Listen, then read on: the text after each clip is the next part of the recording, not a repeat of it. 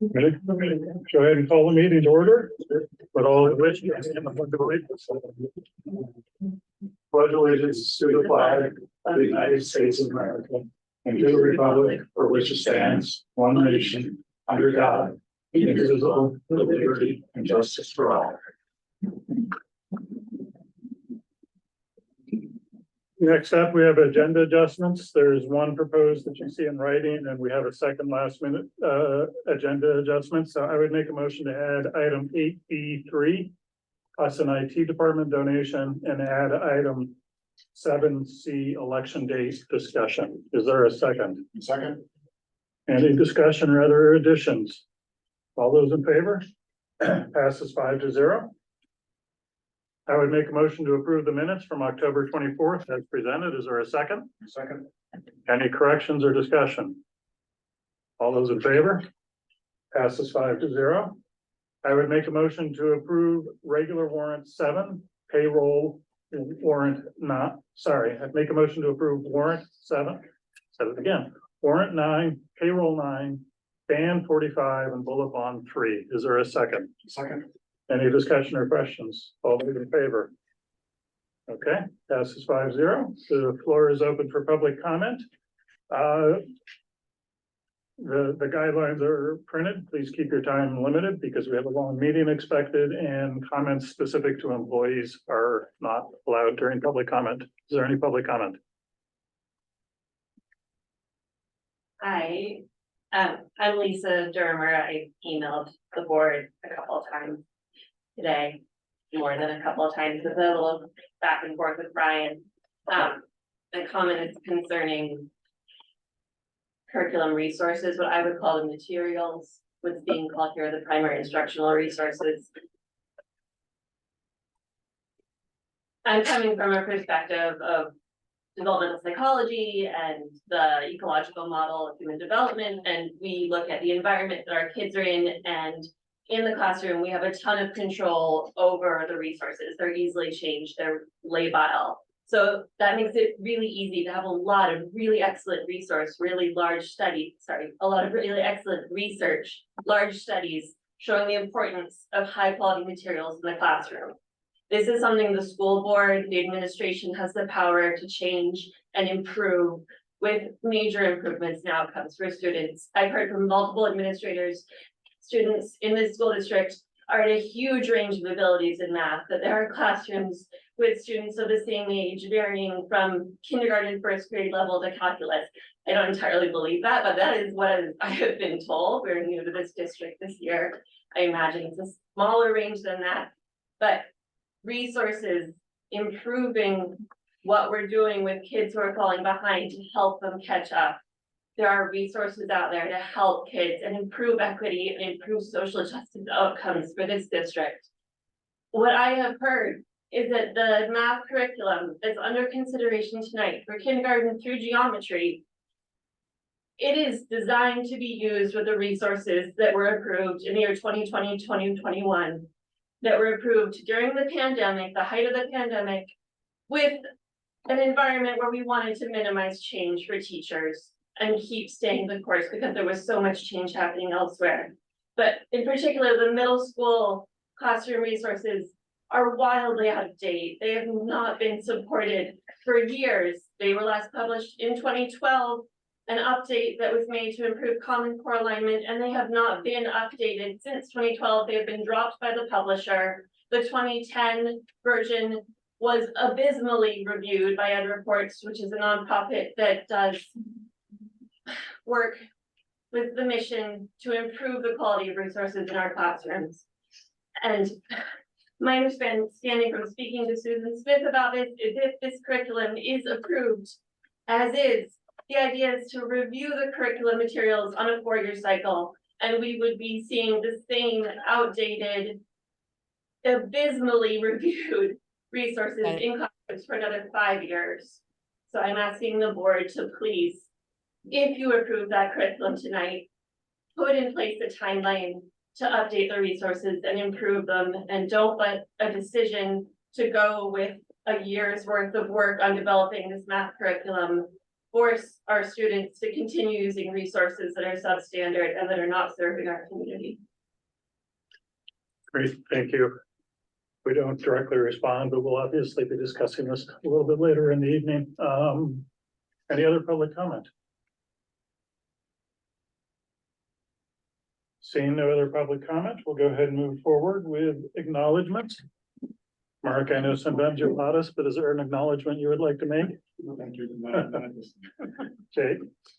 I'll read the acknowledgement off the agenda here. Looks like the Home Depot donated $100 of lumber to Jennifer Branchflower in the Secret Garden Club for planting beds. So appreciative to them for that. Thank you. Great. I'm trying to think. There are several that could be made, but I know the boys football team won the state championship and Mark was an assistant coach. So congratulations to everybody. Great job. What's that? The boys did a great job. Yeah. And it was a flip of last year. Last year they made it to the championship and lost Old Orchard Beach, and this year they beat them. So lots of hard work there. I know the regional cross country, I know Ruth White did finish first again. I don't actually know how the team finished, but congratulations to cross country as they wrapped up their season. And I know somebody else will speak about the musical. So Kevin, anything to add? Yeah, I just want to thank everyone at Asa Adams for a great parent-teacher conference night last week. It's always great to get into the school and see how things are going as a parent and a board member. It went off really, really nicely. Lots of stuff was happening. The kids are running around. There was a book fair. So my continued appreciation to the principals and teachers of Asa Adams. I don't know if other schools have parent-teacher conferences today. I wasn't High there. schools a few weeks ago, middle schools tonight and tomorrow night, so Oh, okay. similarly. Many thanks for all those too. Noah? That's Okay. Nothing else, Mark? Students? I have a couple. You guys took some of mine. A second, congratulations to the boys and the girls team came in first for cross country and the boys came in second. So big win for them. And Ruth White, of course, reigning champion of Northeasterns again on our home turf here in Belfast. Yeah. And big thank you for how flexible the ASA teachers were with online and in-person conferences. Was I heard went off really well, and they worked really hard to make that happen so that all parents could have an opportunity to be in the classroom with their teachers. Other things. Oh, musical. I'm in the musical. It is Tech Week right now. Please, give some love to if you know a student in the musical. If you're friends with parents who are in the musical, I know they're doing some heavy lifting right now too. We got our setup and Friday, Saturday, 2 shows on Saturday and Sunday. It's going to be awesome. Don't miss it. Buy tickets. Buy tickets in advance, right? Absolutely. Through my school bucks. Mhm. Yep. We go together. Yeah, okay, Meredith? I would just add on a couple things about Ruth's performance. It was the 3rd consecutive New England championship she won, which is the first time any athlete from the state of Maine has done that. And she signs her national letter of intent later this week. I did already. Oh, Last Thursday. I think it's this Thursday, to Boise State, where she's going to be running cross country. So Ruth's, going to continue to do great things.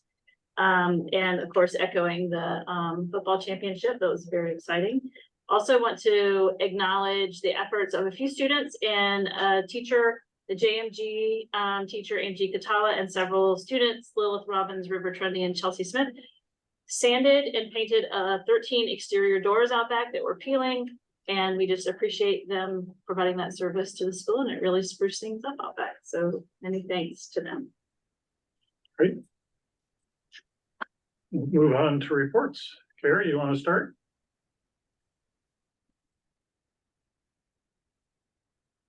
Good evening, everyone. Very nice to see everybody on this dark night now that we've had the time change, but that's okay. It means that the holidays are coming. And I would just like to start by saying it's hard to really think about the fact that our last board meeting was just before the tragedy that took place in Lewiston. And I just really have to once again commend the staff here at ASA for, even in a time where they may have been feeling uncertain themselves, they came to work and they provided a place of caring and calm and normalcy for our students here at ASA that just cannot go underappreciated. They really did what they had to do for all of our students those 2 days that we were here that week. So I just really wanted to acknowledge that again before I launch into my report tonight.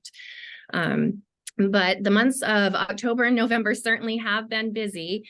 Here at ASA, Mr. Case in his PE role invited the UMaine basketball team in to help with some PE activities. They all very willingly underwent our volunteer training so they can come back and work with our students during PE classes throughout the year, which is very exciting. And I know we already mentioned the book fair. The book fair happened last week when we had our parent-teacher conferences. And as always, that was a huge success. And big kudos to Ms. Murphy, who really works hard to put the book fair in place and to ensure that every child leaves with a book, irregardless of their ability to purchase a book at the book fair. She does a really good job of making sure that happens. We've also had science teaching interns here from the university. They come in and they get to watch science lessons in Mrs. Neville's classroom and Ms. O's classroom. And then they later on return and get to teach a demo lesson themselves. And that's always fun for the students. They're excited to have them here with us. And it's always exciting for our teachers to have teaching interns in the building. And also Officer Patterson has been, full on with his role as SRO. He's been reading to our pre-K friends. I know that he was practicing before he went in. He was worried about doing the best job possible for them, but we all know that they wouldn't have known the difference anyway, even if he messed up on a word or two, but he was very excited to do that for us. And then parent-teacher conferences, as those were mentioned, most classrooms had anywhere from 75% to 100% participation. Most of the classrooms were actually at the 100% mark. As they got a little bit older, some of the 5th grade classrooms had a little bit lower participation, but it was nice to see so many people either here in the building or taking advantage of a remote opportunity to connect with our teachers. As far as some curriculum work, our ELA curriculum work is just in the initial stages. We've been working with a literacy team here at ASA to get some initial things off the ground. We've been looking at selecting decodable readers and implementing those with some of the work we did last year around the science of reading. So we're excited to have that work off the ground and then continue on into really digging into the ELA curriculum and have an opportunity to consider some updated resources for those materials. Also, in terms of professional development, last year, Shifting the Balance, which was the text around the science of reading that we did the book study for grades K through 2. This year, they have released the edition of grades 3 through 5, and we now have copies of all of those texts on site for teachers in grades 2 through 5. Our 3rd grade team has actually selected to start a book study during their professional learning time together on that book, and we will be working on that throughout the year. Other PD, Ms. West actually attended a 2-day conference that the DOE had put on the regulated classroom, and she had the opportunity to bring back lots of great information that she's been sharing with groups of teachers during their professional learning community time, as well as during our staff meeting time. So that has been wonderful to see. And I think the only other exciting news I have to share is that it looks like our new band room and our other new OT space is almost ready for us to start using. We have doors, we have trim work, it is almost ready to go. So we're so close, and we can't wait for the students and staff to get into those spaces. So that's all I have for you for tonight. Great, thank you. Any questions or comments? Seeing none, we'll go ahead, Richard. Hi, everyone. Nice to see you all tonight. We're just wrapping up our parent conferences here. Tonight's our first night from 3 to 6, so that went well. Like more on that in a bit, but just wanted to note that as we're kick things off here. Under our student celebrations, most recently we wrapped up the first quarter, as you know. And on Thursday, November 9th, just last week, we held our quarter one celebration for students, where we did recognize students for honor roll. We did that we did that individually and didn't announce names aloud, but we also recognized our sports teams and our clubs, and what I call our traditional format is our television broadcast, our stream, if you will, from the OMS office. And we have kids come down in the whatever groups. And so it's a lot of fun to wrap up quarter one last week. Another celebration we had most recently, and we invited former NFL player Mike DeVito. Mike's been around a number of times now, meeting with students last year and this year. But his most recent visit, he brought 25 or 30 UMaine football players with him. So it was a nice collaboration between Maine football and Mike and students. And students were rewarded for a good effort on their NWEA with the opportunity to engage in some drills with the football team. And it's called NFL Play 60. They run kids through drills, and we had 100% participation. Not a single kid sat this one out, and they had a lot of fun. So that was a good experience last week. On November 7th, we rolled out our student success plans this year, and I think we're up to on the first day, we had some absences and all that. We had 122 out of 143 completed, not too bad. And I think we're up to about 130 now. We have a few more to go, but we're for the most part complete for our 23-24 student success plan collection, right? And so I mentioned tonight that we had our parent teacher conferences, and so that went from 3 to 6. We at last count, that was about a half an hour ago. I counted up, I think about 50 families showed up tonight, and I think there was a few more came after that. So 50, somewhere between 50 and 60. Not bad for our short night, and longer night. 7 p.m. tomorrow night. So looking forward to that. Always nice to see families and students in the building, and so it was just a very friendly night. We also handed out our state through-year assessment reports tonight, and any students who are unable, or students or families who are unable to attend, what we're going to do is mail those home, the ones that are left over after the parent-teacher conferences. Okay, let's see what else we had going on.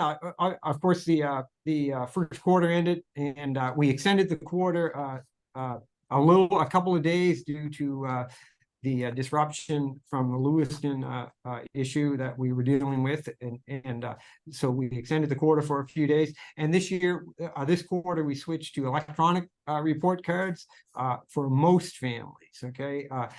Those families requesting a paper report card, we are able to send. And I also felt that it was prudent to students with a lower grade, like a D or an F. I felt that it was a smaller number. I felt that it was prudent to mail something home in those cases as well. So that's how that went. At our most recent in-service day on November 8th, we were very busy. We did some NWA data review. We looked at the through-year assessments and become familiarized with those. Those would be the reports that we sent out tonight. And we prepared for fall conferences, and we looked at some advisory period planning adjustments. Now that we're moving into the cold weather and opportunities to go outside are less, we're looking at making some adjustments there for our advisory period. And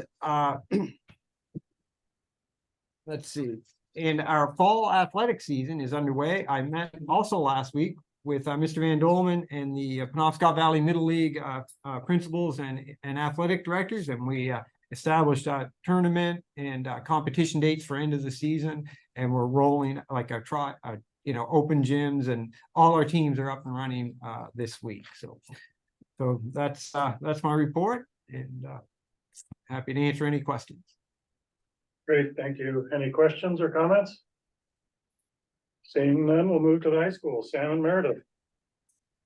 Hello, everybody. I just want to echo in regards to, I know I'm speaking for Meredith and I, with what Carrie said, that we very much appreciate our entire staff, students, and school community for the support through the Lewiston experience, and how that affected all of us, and really rising above, and for staff, as Carrie said, to really being present for the students, and at times needing to put their needs aside to help our students.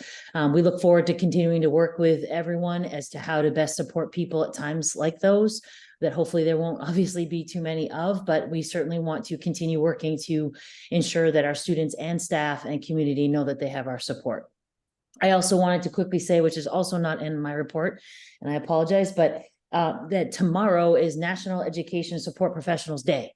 And so just thank you very much to all those folks. I know oftentimes that we don't celebrate enough the work that you guys do. And so thank you so much for all that you do for our students and our staff and our whole school community. In my report, there's my part of the report, I should say, there's pieces that have been discussed. So I'm just going to echo some of them and just share in our excitement for our conclusion of our fall athletic seasons. Congratulations to our field hockey team on a great season. They made it to the Class C semifinal game and just had a great overall season where they came together as a team, really grew and rose to some successes and challenges and goals that they had set for themselves. Congratulations also to our boys and girls soccer teams, who also really strive to work together and build camaraderie on the field. And they also made it to the quarterfinal games. Both groups did. So congratulations there as well. And I didn't mention this, but Dom Ando and Anna did represent us at the senior games this past weekend. So congratulations to you both. Congratulations to our cross-country teams. As someone previously mentioned, they did go to the Northern Maine Class C Regional Championships, and the girls won the state champions, their 9th championship in the last 10 years.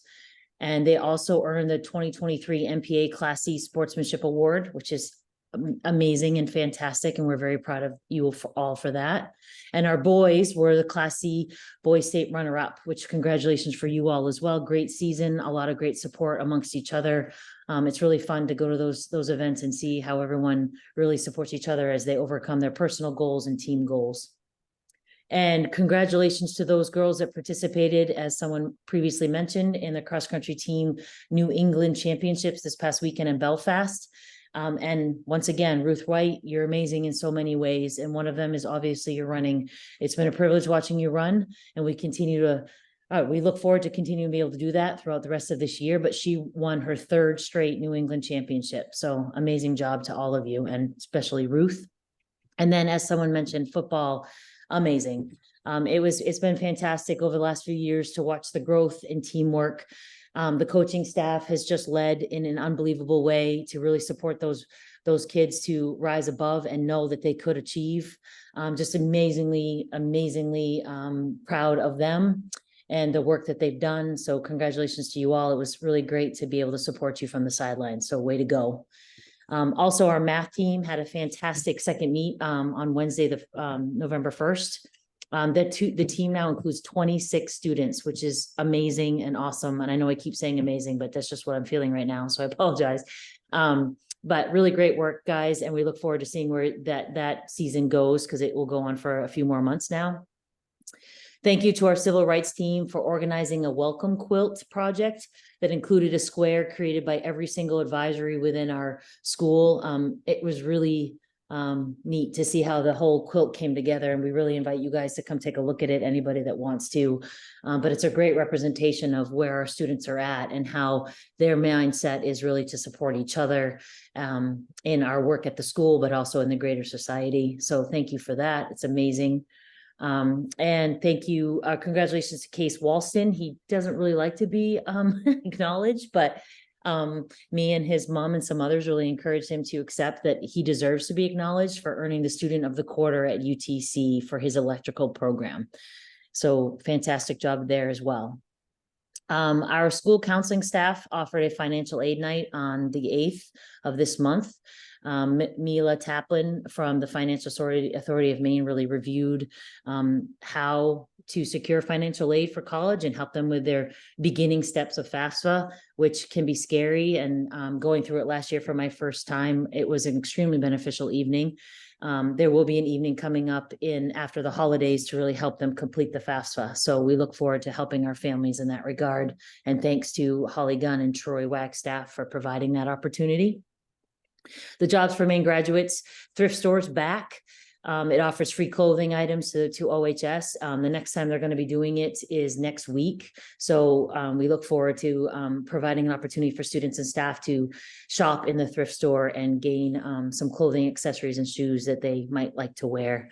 Additionally, the Jobs for Maine graduates is recently going to work on the Angel Tree. So please, everyone, be looking for advertisements about that and way to support our families and our students throughout the holiday season.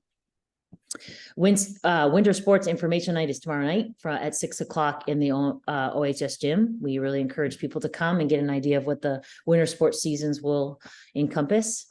And our first parent advisory group was postponed. So it's now on the 30th of this month from 6 to 7. And we hope that everyone will be able to join us through Zoom. Meredith Diamond and I really appreciate hearing from everyone and meeting a lot of folks. So we really, really hope that people will join. And otherwise, we just really want to thank Melissa Barton for her time that she was the OPAC manager over the last few months. And we are very, very excited to have Scout on board. Scout's hit the ground running. She's helped with ticket sales and final development of the fall musical, which I will also add is this, as Marissa said, this Friday, Saturday, and Sunday. My apologies. Please buy tickets. I was able to view some of it last night. It's really impressive, and I'm really excited to see the kids shine on the stage once again. And Scout is also going to work with your approval and support with our show choir. And so to get Scout more involved with our students and our school is a really exciting time for us. And also wanted to thank Angie Catala, Chelsea Smith, Lilith Robbins, and River Trundy once again for painting the 13 exterior doors. It really does help the face of the building, and that time that you guys spent is really appreciated. And I think that's it for me. So thanks for listening. And here's Meredith. Listening to Sam talk and writing these reports each month, just it is striking how much incredible work is happening in all quarters of the building. And a highlight for me from the months of October, November was our collaboration with the Orono Public Library and Americans Who Tell the Truth Project, wherein student groups from across our buildings nominated some of Robert Shetterly's Truth Tellers portraits to be chosen and showcased in the community. And that culminated with an event on November 1st, both for students in our building and with community members at the PAC, to which Robert brought two of his portrait subjects who serendipitously had just ended up on opposite sides of a land battle issue, one arguing for Indigenous legal rights as an attorney, and the other protesting the sale of lands to oil companies. And it was a fantastic event, and we look forward to more collaborations. Thank you to Susan Smith and Connie Carter and Lori Carpenter at the OPL for helping make that happen. It was our second annual, hopefully of many. And this is a time of year where we begin, believe it or not, pivoting to thoughts about next year so that we can be intentional and reflective and earnest with respect to the way in which our planning reflects our evolving understanding of student need. And how that has looked, or the frame that we're using recently includes the data presentation that we shared with you all and with our faculty back in September, a review of 9th and 10th grade New Year results from November 8th, Susan and Heather Holmes and I went to the Maine Math Pathway Summit in Bangor on November 3rd, and that was an event that is intended to reflect programming both for the launch years of high school students and for Maine's community college students. Have math programming reflect what their needs are and what is proving successful versus math as essentially a filter out of the success in the community college system, which is what the data shows. And we're glad to see the way in which the conversation is in the direction and pointing in the direction of work that we have already done for math with our addition of technical math and college algebra and intro to stats. And that conversation now is moving to other content areas and thinking about with this current understanding of our evolving student population, what should our programming look like and what is our responsibility for evolving in a way that reflects our changing understanding of students' needs. And so at present time, that has involved a discussion with department heads that frames our consideration of new course proposals for next year through the lens of the data presentation that we looked at in September. And departments are going to be talking about that this week. And, for different departments, the considerations are different, but our hope is that we are going to continue to evolve in the direction of a future focus for Orono High School. In addition, we have continued conversation about our thinking around a revision for ninth grade on, I've lost track of the date here, but recently, Susan Smith, Jeff Owen, and I met with Cora Soul of Rural Aspirations to talk about what might be possible for us in a collaboration with the town of Orono and the new Caribou Bog Outdoor Learning Center.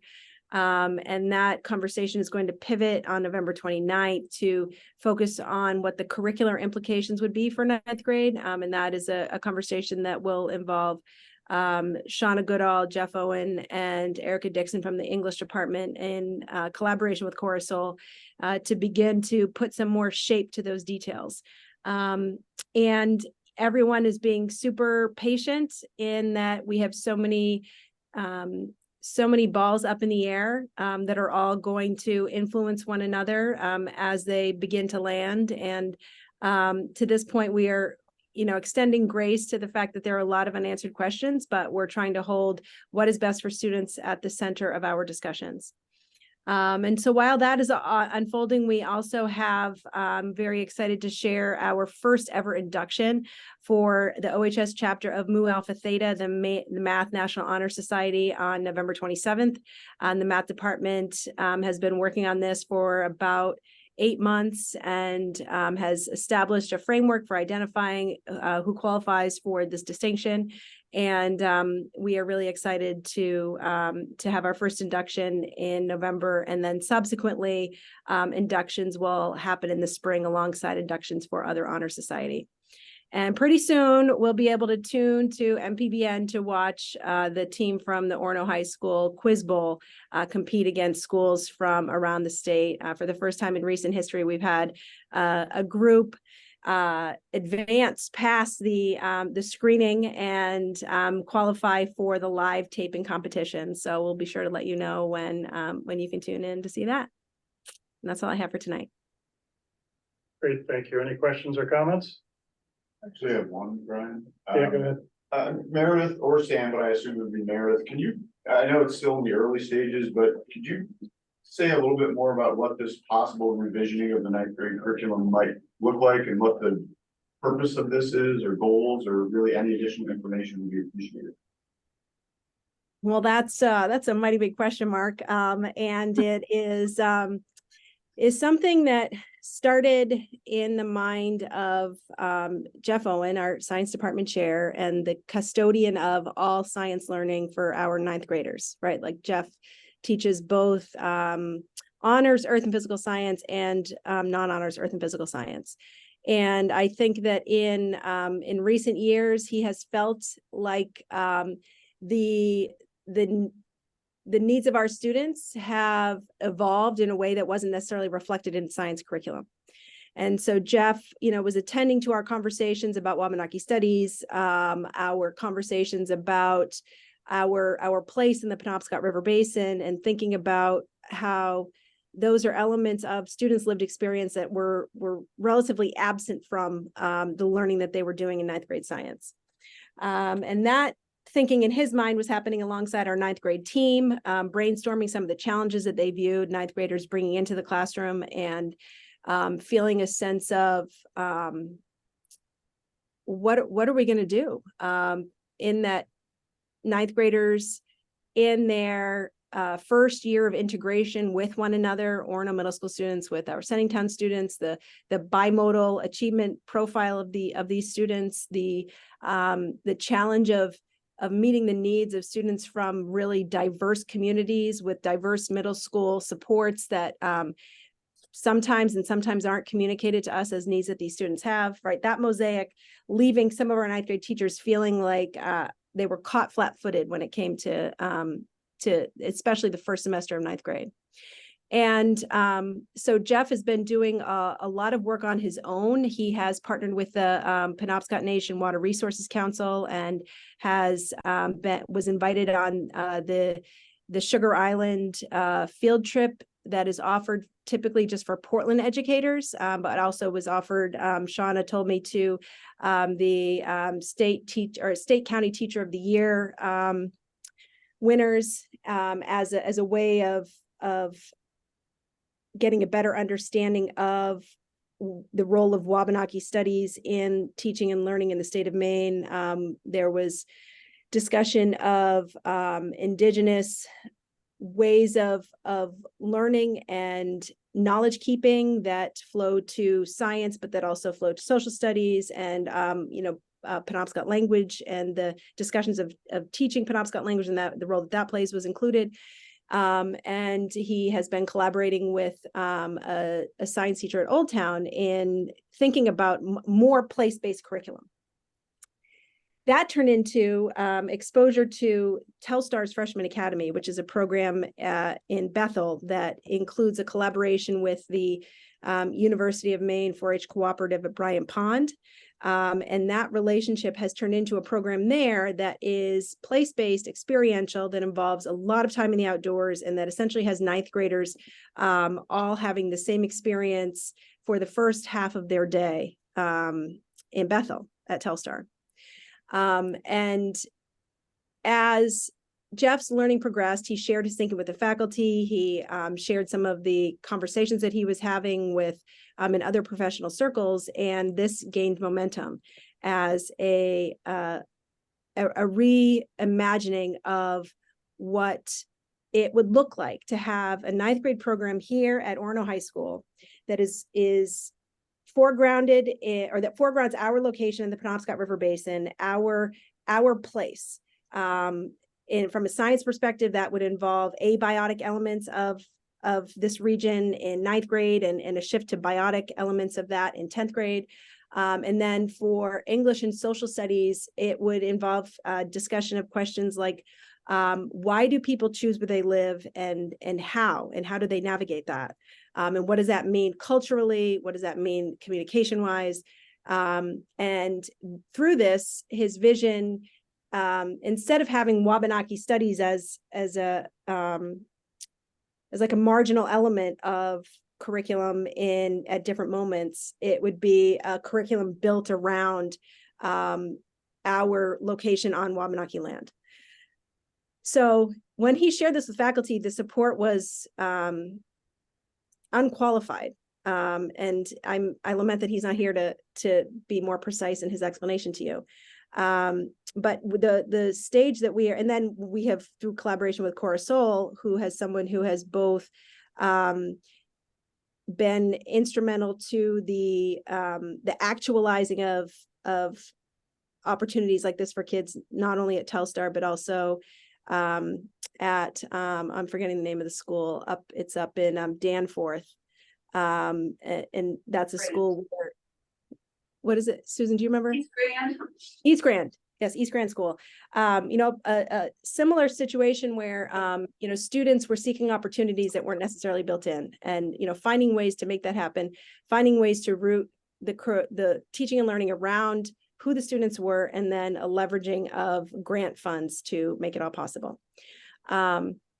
And so the stage we're at now is basically looking at what would the impacts of this be and what exactly would it look like.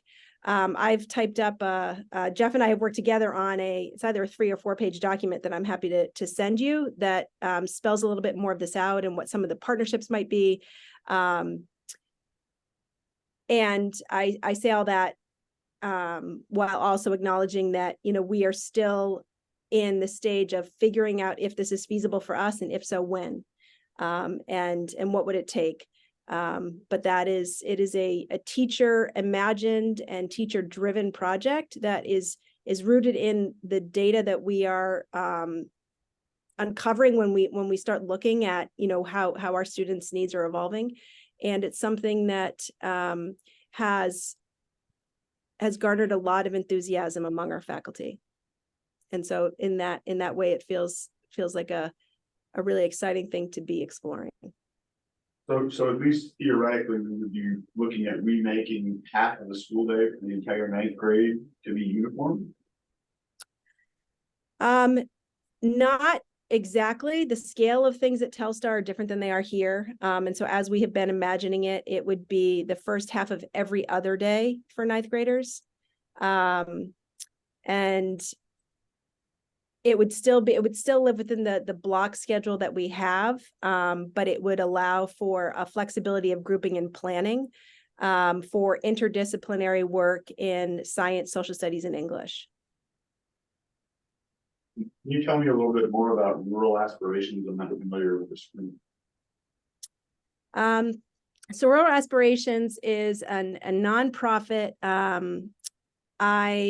It was founded by Cora Soul, who was a teacher in Midcoast, Maine, but then felt like there was an opportunity to essentially bring to bear on teaching and learning in buildings, thinking and resources that aren't necessarily built into schools.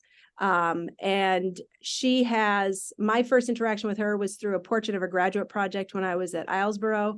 But she is in the world of rural education in the state of Maine. She is a mover and a shaker, if not one of the biggest movers and shakers. She recently actually consulted with Kat Biddle at UMaine for Kat to do an evaluative report on the impact and success of Rural Aspirations. And so I know that is, I don't know if it's finalized yet or if it's in draft form, but essentially the conclusion, as I understand it to be, is that Rural Aspirations, I think it was 100% of schools with which Rural Aspirations has consulted say that they have been instrumental in evolving their programming, and that schools would absolutely work with them again. I can send you a link to their website so that you can see more details about their projects. And Susan, I don't know if you want to add any more about Cora and Rural Aspirations.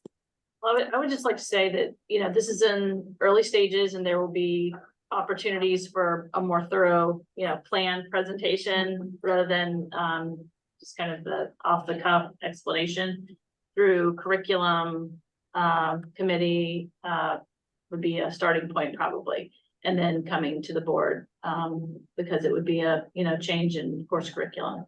It certainly sounds like it's further along than just an idea. I think it is further along than just an idea, but I think that's the work of the high school to get things, past an idea to see what form it might take to propose that to curriculum committee. So I think they're working through the process that we have for our programming. And if you have other thoughts, we can certainly bring more information to the board as it's available. It's just still in taking shape form. It's really not, at least I haven't seen it in a form that I think you're imagining it might be, so. I would say that right now it's been a lot of conversations, but not detailed types of plans or what would be feasible. Lots of conversations about what the needs are and how we might look in some different ways to do this.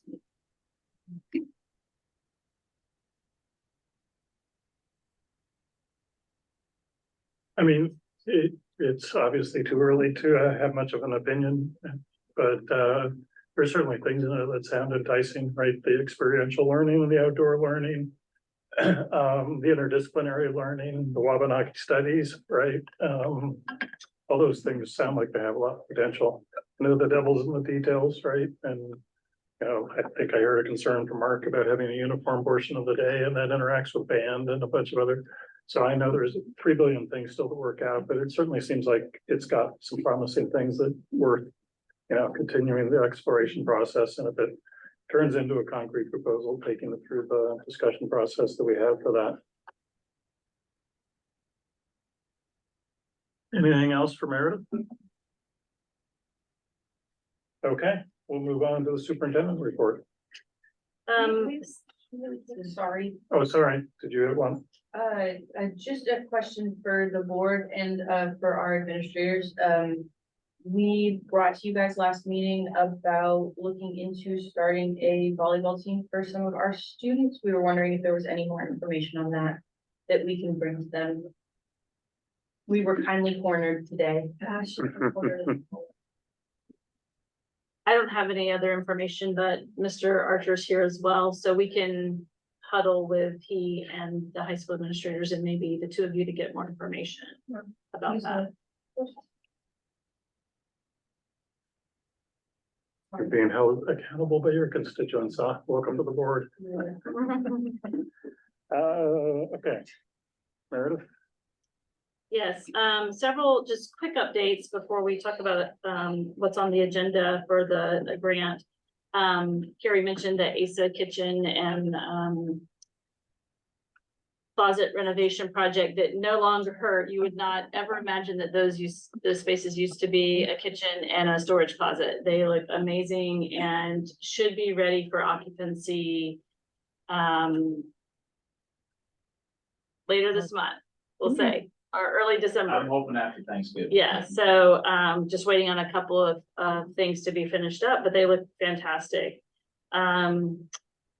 The central office project is certainly well underway. It's in the, you know, the messy loud phase of demo, and that's almost wrapped up, that phase, and contractors have been recognizing that, you know, it's a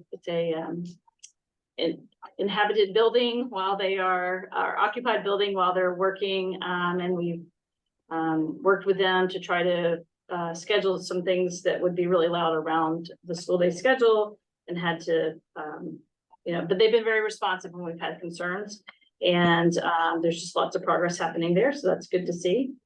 The well-being work group met for the first time last night and got off to a nice start to begin their work. They're tracking to bring recommendations forward for consideration by February. Our timing for that is to have some actionable recommendations in time to be considered if there are budgetary needs around some of those. So the group just is eager to get started, and just really a nice diverse set of stakeholder perspectives and experiences to bring to that group. I want to also echo what Sam and Carrie mentioned about the response after the Lewiston tragedy happened and we were back in school that next morning. Some staff came to the door and hadn't really been aware of what was happening in the state. So it was, it felt very heavy for all of us, obviously, but really acknowledge the efforts of the staff to have things ready for students that day, but also be responsive to what students may have needed during that time. Also want to just let you know that we had 3 of our counseling social work team go down to Lewiston to provide support. There was an all call around the state for additional, they needed additional help. So Lisa Earhart, Troy Wagstaff and BJ Bowden all went down for, some of them went for multiple days, some for one day.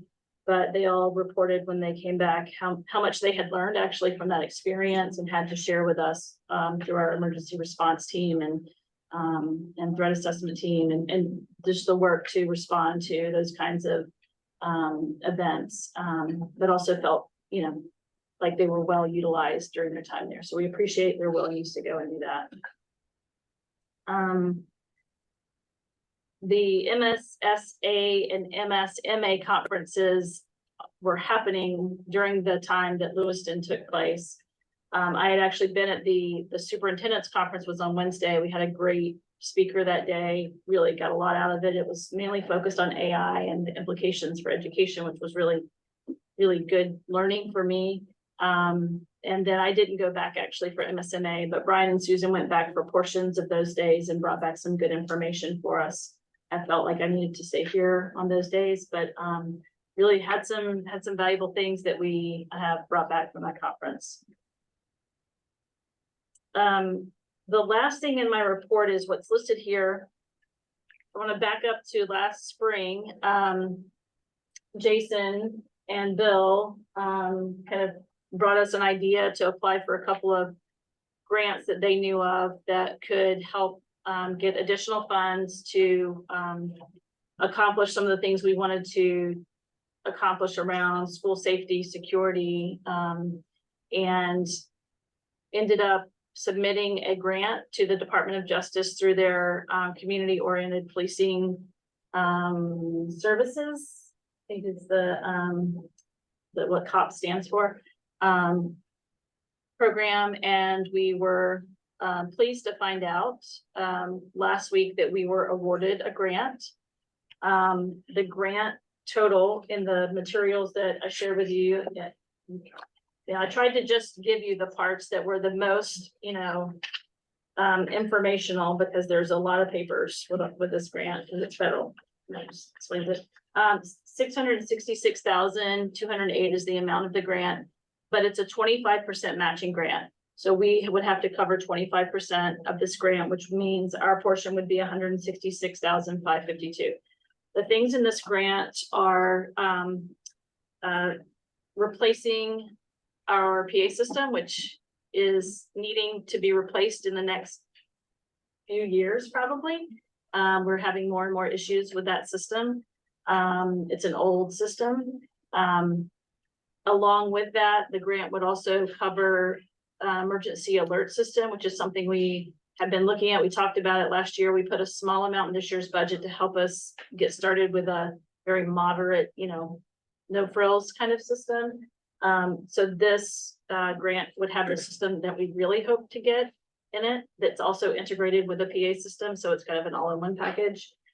It would also include generators for our schools, because our backup systems, we have very little capacity when power goes out in an emergency situation. That can be, very difficult.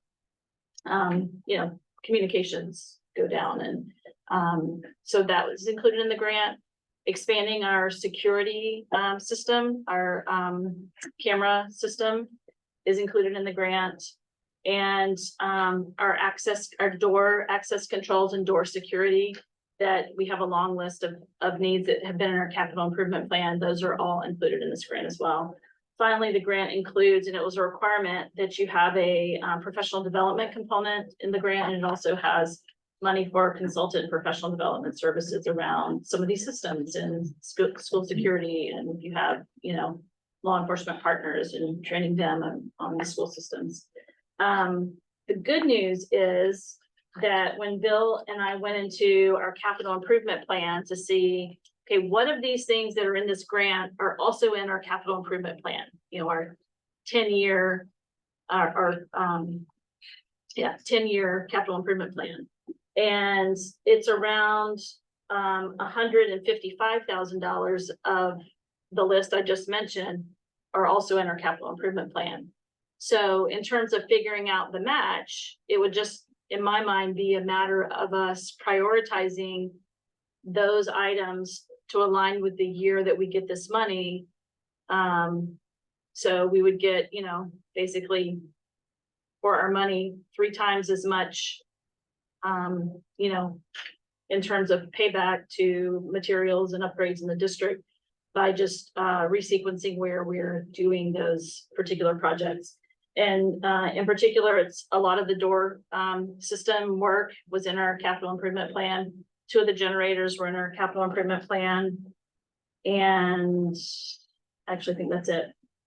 And then we'd also budgeted for an emergency alert system in this year's budget, which we wouldn't do because we would wait and do the integrated version through the grant. So I wanted to bring this to you. We have a timeline that we need to decide if we can accept or not. And there's a certain amount of information that's on the other side of that acceptance wall that we have to make an initial decision. I think we have enough information to make a decision and then accept, and then we learn more about timelines and requirements and such. So we would like to recommend that we do accept this grant since we feel like it's aligned with our priorities and some things that were on the wish list that actually hadn't made it on the capital improvement list yet, like the PA system, which is showing more and more like it's going to be a high need that we really hadn't anticipated when we put this list together. So we can wait and vote at the next meeting. I think that still gives us time, right? 45 days. Yeah. Or we could vote tonight if you feel like you had enough information, but I wanted to give you this much information, and if we needed to, you had any information you wanted us to gather to bring back to you to help you make a decision as to whether or not we can accept. But we can also put it on the next agenda so it's advertised as an action item and decide then. So those are our 2 options. And if you have any questions, Bill, Jason know a lot about this, more than I probably do, so. I mean, kudos to Bill and Jason. It's one of the things this district hasn't done that well is going after these sorts of grants. And so it's fantastic to see it. I mean, to my mind, but our component's 160,000, and I'm blanking now. We pushed our maintenance up to 400 or 500,000 a year. So it's a third, you know, basically we take a third of our committed maintenance in the year that this grant comes through, and we get 3 times that amount of money for security. So it kind of seems like a no-brainer to me, but do other people have thoughts? Agree. The main year of the procurement of the expenses would be next fiscal year. So the 24-25 school year. It's an it's an unfortunate reality that we live in. But it does seem too good to pass up if we can add more security to the school and protect the students and staff and faculty that work here. So given the return, like you're saying, I could not refuse this sort of stuff, especially in light of the all too frequent recent occurrences. Are we confident we can find the people that we would need to do the work? Yes. He's wondering how confident we are that we can get vendors to do this work. The company that's aided us in the formation of this grant is standing by and helped us to procure numbers for MSRP like purchasing. So what we have in that budget is probably higher than what we'll end up paying if we go with certain vendors. And this vendor is not requiring us to use them, but would be available to do. We put in an RFP, and they would certainly be a vendor that would be interested in bidding, but we would look at, you know, what we get for responses. But, you know, it's hard to get people lined up to do it in the time frame we would want to do it in, which would be summer. This is definitely the kind of project you want to have happen during the summer. There's just too many systems involved, and so it would really need to start planning soonish to be ready for that. I think it's a great deal. I just worry, are there conditions in this that if for some reason we're delayed or we can't find someone acceptable to do the work, or we're gonna get. Well, I think also, Mark, this is also a 3-year grant. So we've got 3 years to get this done in. Okay. So I personally feel extremely comfortable with it. especially with a 3-year span, we have to get it done. Okay, that's good then. I mean, towards Mark's point, and the reason these things all come to the board is just long-term commitments. Is there any sort of like maintenance commitments or anything that we're taking on with this? No, the only one I would think that we would have on maintenance would be, general maintenance for the generators. There would be an ongoing cost, I believe, for Alertus, but that's anything that we would do, we would have to take that on anyways. But other than that, no, and one of the biggest things we have is our doors. A lot of these doors we want to replace are ancient and they're sprung and I'm constantly have to have people come in and work on it. So I think at the end of the day, I think it's gonna be beneficial to us over time. But I don't think, the only thing I see would be generator maintenance, but that would be a typical maintenance. Other than that, an ongoing cost would be software cost for Alertus. But once it's all in place, that's kind of minor. The other softwares that we have, we're already paid for. So this, once we have Alertus on board and maybe even Raptor, if they're combined, that would just be an extra license we'd have. The rest of the licenses we already paid for. Like our access control door. Right. Our access we control already have already paid for it. Yeah, cameras already paid for. But it also would replace, we have a security software here now, we have a security hardware we would be able to get rid of once we go to Alertus. So there's some things we would take out of the picture and add new stuff in that's a little more user friendly. Thank you. I mean, I'm happy to vote on it tonight.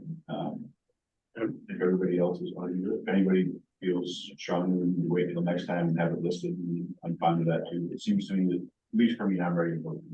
I think I heard a consensus on that, so I would make a motion to go ahead and authorize the district to accept the COPS grant. And recognizing the 25% matching obligation. Is there a second? Second. Any discussion or questions? All those in favor? Passes 5-0. Thank you, guys. Thank you. Thank you. All right, anything else in your report, Meredith? That was it? Okay. Next up, thank you for hanging in, Mike. We've got the swimming and wrestling update. Great, So thanks, Mike. Yeah, I just want to prep this. I asked Mike to come tonight to provide an update. I provided an update that he shared with me about swimming several meetings ago. And what used to be required when we were doing a cooperative is not required anymore from MPA. There used to be a formal document that had to be signed, and MPA is not requiring that anymore. So that's what I was expecting to come, and then you would act on that. So given that that's not coming any longer as a requirement from MPA, asked Mike to come just to, reiterate how the swimming program is going to work, and the board can officially vote to proceed with that so that there's official action to do that. And then the wrestling program is new information for the board. So you want to start with swimming, Mike? Yeah, so thanks for the opportunity to present some information to you. Swimming is kind of reinstated. We were OTO swim for girls a couple of years ago. And due to lack of interest, we pulled out of that agreement. And then last year, we had a influx of 8th grade parents ask us to reconsider our involvement with Old Town to reinstate swim. And so Old Town's long-time coach stepped down, the boys coach, and so this new program is called the Northern Penobscot Riverhawks, and it is a girls and boys program at Old Town, so it's offered for all genders now. And the 3 schools that are involved from a team aspect are Old Town, Orono, and Foxcroft. We do have 3 additional swimmers from 2 other schools. There is 1 swimmer from Stearns, and there are 2 swimmers from Piscataquis Community High School over in Guilford. So they will swim with us on a daily basis and compete with us, but they will represent their own schools. So obviously we are going to be dividing the cost amongst the three schools. There is a cost per swimmer of $1,500 for Stearns and PCHS that will help offset the costs of the program to run. Any final costs will be separated, divided by 3 ways, and that's after the gate revenue is taken out. So Old Town has always charged admission for their swim meets. They are really one of the few schools in the area that continue to do that, and I support that. We'll practice daily at Old Town High School, 4 o'clock, and they'll continue to compete in the PBC Swim League, and we'll attend the Class B state championship. So really, nothing has really changed in that, other than obviously we are now, we're now offering this to males as well, to join. I've made that aware to our student body, and we've picked up a 3rd team with Foxcroft Academy, instead of it just being Old Town and Orono. So that's really the update for swimming. That kicks off Monday, just like all the other winter sports do on November 20th. Any questions thus far on swim before I move to the new program with wrestling? Don't see any. Okay. Basically, I would just summarize to say it's going to work a lot like hockey, only there's a 3rd district. And we're very comfortable in that we've already, have this relationship with Old Town through our hockey program. So I think, we have a high degree of, just appreciation for them being willing to be the school that hosts the program and to have this partnership. And it is beneficial for them as well, because it helps them maintain a program that, is difficult cost-wise for them to maintain on their own. But, they're a great partner for us in hockey, and I think this will be a great partnership to continue. Agreed. So the new program, and I want to give a shout out to the area ADs for coming together and making this possible. Mark and I had started a conversation probably a year ago in regards to the potential for this and the need for this in the area, because we've got some kids in the middle school who have come through the Penobscot area wrestling program, and so John Bapst has graciously is graciously the lead school in this cooperative agreement, and we have the Pioneer girls hockey program. We have really just kind of copied that template. It's the same exact schools in the Penobscot County wrestling program that's in the Penobscot Pioneers program for girls hockey. So there's 7 schools that are going to make up this new program. It has been approved by the MPA. They are going to be training at the Hamden Grange Hall, which was purchased by our head coach, Aaron James, specifically for wrestling. He has fully renovated it, him and his wife, to make it into a wrestling facility, a training facility for these kids. Any cost incurred, which is going to be kind of minimum this first year, because we have 6 coaches. I met them all last night on our informational meeting. We have 6 coaches that are going to be working with these kids. When I heard their resume last night, when they spoke about their background in this sport, I was just amazed at how much experience that they've had, not only at the local level, but at the collegiate level, at the national level. And we've got some wrestlers that have wrestled overseas, and we have a Greco-Roman wrestler as well. So they just bring a plethora of knowledge to this sport. So I'm really eager to see them work with our kids. And I know probably Mark knows many of them. They'll practice 5:30 to 7:30 in Hamden. The transportation daily will be responsibility for the athletes and the parents. We did talk about that last night in the chat. There were some parents that said that they would be available for carpooling. So we feel pretty good. I've spoken to all of our wrestlers today in regards to transportation. They feel pretty good about that right now, but obviously I told them to keep me informed and keep the communications with their coaches as well. We'd make it happen. In terms of transportation to the meets, there's a lot of away meets this year. We're going to look next year to try to change that a little bit and see if some of our schools will be willing to host a meet so that can cut down on it. But because of transportation being, laid out in different ways at each school, we all took on 2 of the meets for transportation. So Orono will provide transportation for 2 meets, Old Town will, Brewer will, and that way none of us will be getting billed for transportation. We'll just take it on as individual schools and spread the wealth that way. They have reached out. Aaron last night in our meeting reached out to see if each school could make a $330 contribution to pay for the athletes' warm-ups. So all of us will be trying to find ways to make that happen. I will get with Lynn to see if we can make that happen on our behalf. I feel confident we can make that happen. The meet fees and cost of officials, obviously all of those expenses will be split amongst 7 schools. So financially it's attractive that way.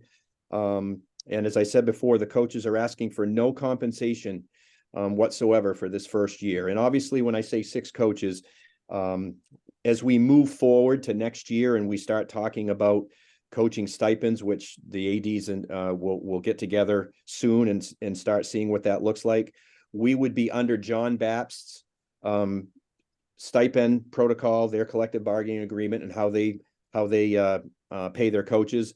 We would be under their guidelines, and we would hire a head coach and an assistant coach, and then the other, whoever that may be, we'd open it up and interview people and move from there. So, but again, Aaron James is our head coach, really good guy. I've had a chance to talk to him now a couple of times and listening to him last night, just super passionate about this sport.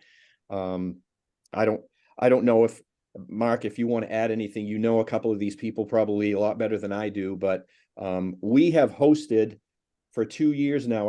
We have hosted a middle school wrestling meet here at Orono.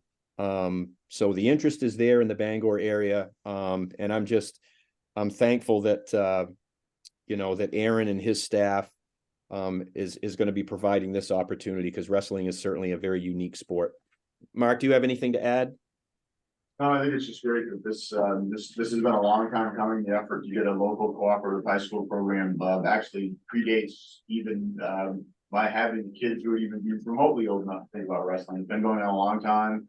The problem has always been space, and the fact that Aaron was able to solve that problem.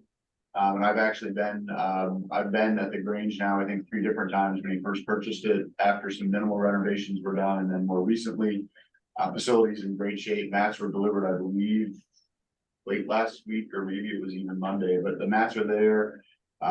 This has been a long time coming, and I'm really grateful for everybody's support and participation, and I'm glad it's finally here.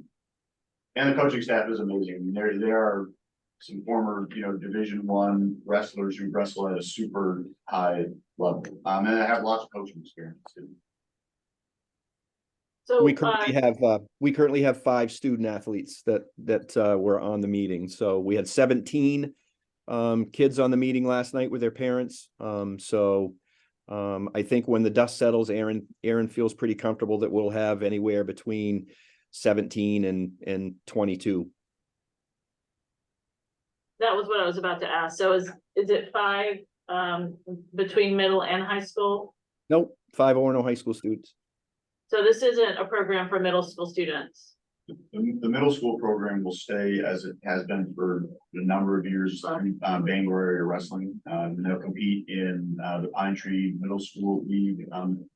Bangor area wrestling is, well, for a long time, it was the only club that competed. Last year, there was another club that joined, but it's all with local schools. And that's going to remain as it has been in recent years. There has been talk of some collaboration between the high school team and the middle school team. There's gonna be a lot of overlap. A lot of these high school wrestlers came up through this program. But for right now, the middle school program will stay as it has. So it sounds like this year, that really minimal cost. I mean, we can absorb those transportation miles in our contract. And that certainly covering the uniform is minimal. Is there an estimate of the cost once we're paying for coaches and such. Well, for this year, there's none, but so what we'll do is we'll get together. We had made a plan to get together at the next monthly AD meeting, the wrestling schools, so that Dan could give us an idea of what the coaching stipends would be under their contract. So once I get that number, I can certainly forward that to you. And again, those numbers would be, divided by 7. Each school would take an equal share of that. So if you had to estimate, I Is would it say that, 10,000? yeah, I would say probably in the range of maybe 8,000.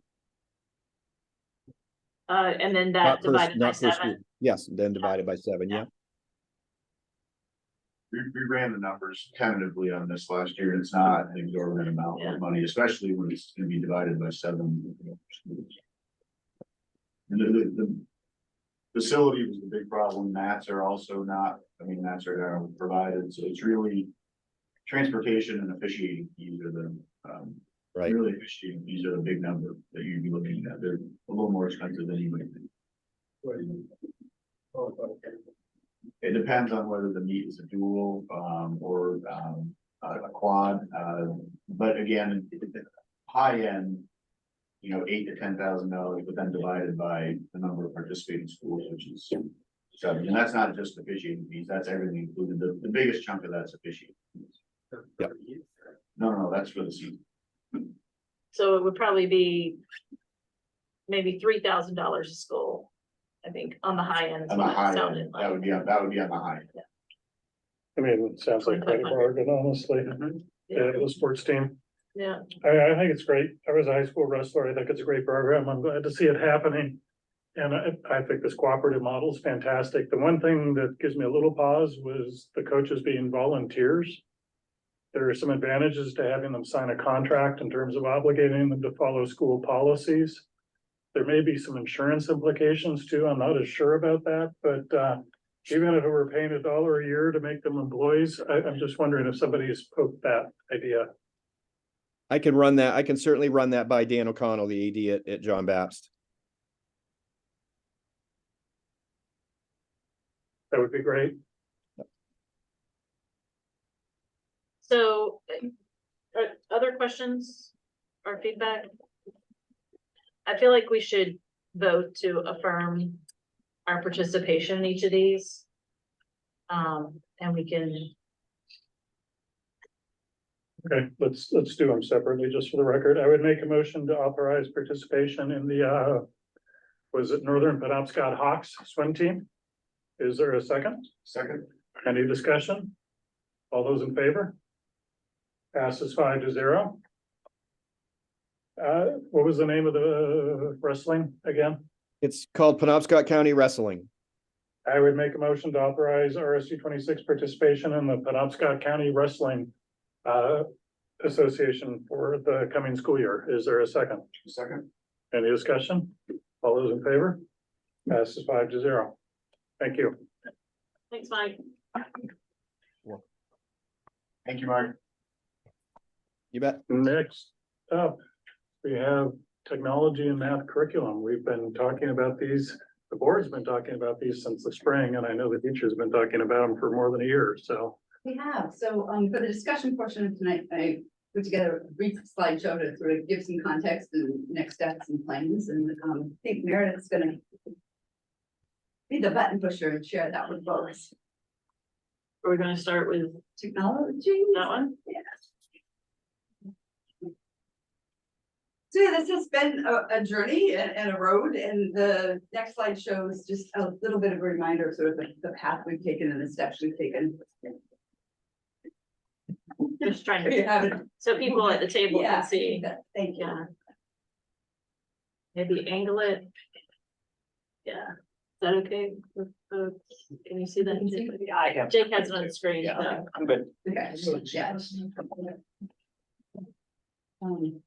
So, the work started back in 2020, and we've talked about that in the past. The steps were taken over those 2 years, and then since the winter of last year, we had another round of staff feedback and some board discussion, and then Some nice feedback from community members as well. I think that was well worth the effort to do again this fall. We attempted that last spring and just didn't get much response. So really the work has had about 2 rounds of staff feedback, a round of student feedback, and 1.2 rounds, I would say, of community stakeholder feedback. Then that information was taken to members of the curriculum committee to give advice around the feedback, and some suggestions and some adjustments have been made since then by the technology committee. Just wanted to give you a little bit of context that most of the survey results, the feedback were parents. I think there was 1 student, 1 community member, only about 21 people completed the survey, or that question on the survey. The other question about which school did you represent, ASA, Orono Middle, or the high school, is pretty evenly split. The 20, or 11, 11, and 10. So it's nice to see participation from all schools. And one of the other sort of quantitative questions or sets of questions we asked were around whether or not the, let Meredith go to the next slide. There we go. Yeah, I could tell by Make it your work. face. So how appropriate were the technology use statements and expectations? So a 1 was not appropriate at all to a 5 of extremely appropriate.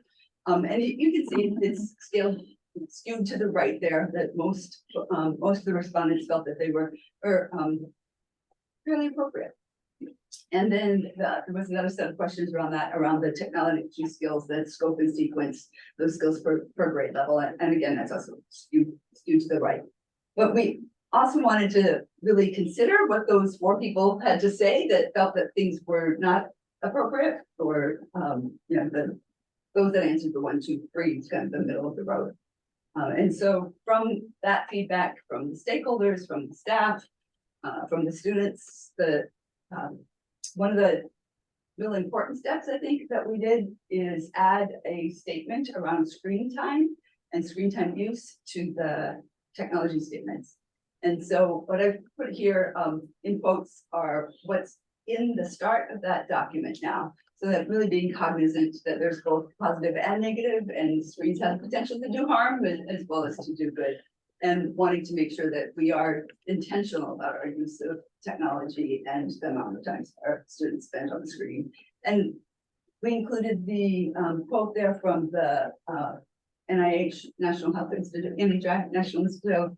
I can't remember which way the I and the H go, but that it is our responsibility as schools, but it's also a responsibility of families and caregivers and everyone to really help monitor screen time.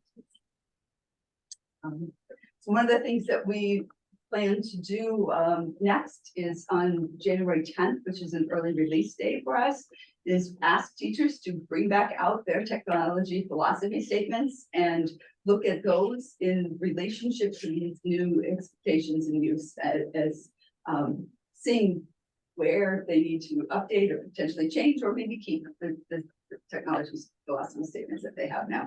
And I really see the value in that being a lot around conversation around what is acceptable, what are we really pushing for those higher order thinking skills, what would not constitute a good use of technology in the classroom, and having some deep conversations around that as people look at their philosophy statements that they have as individual teachers.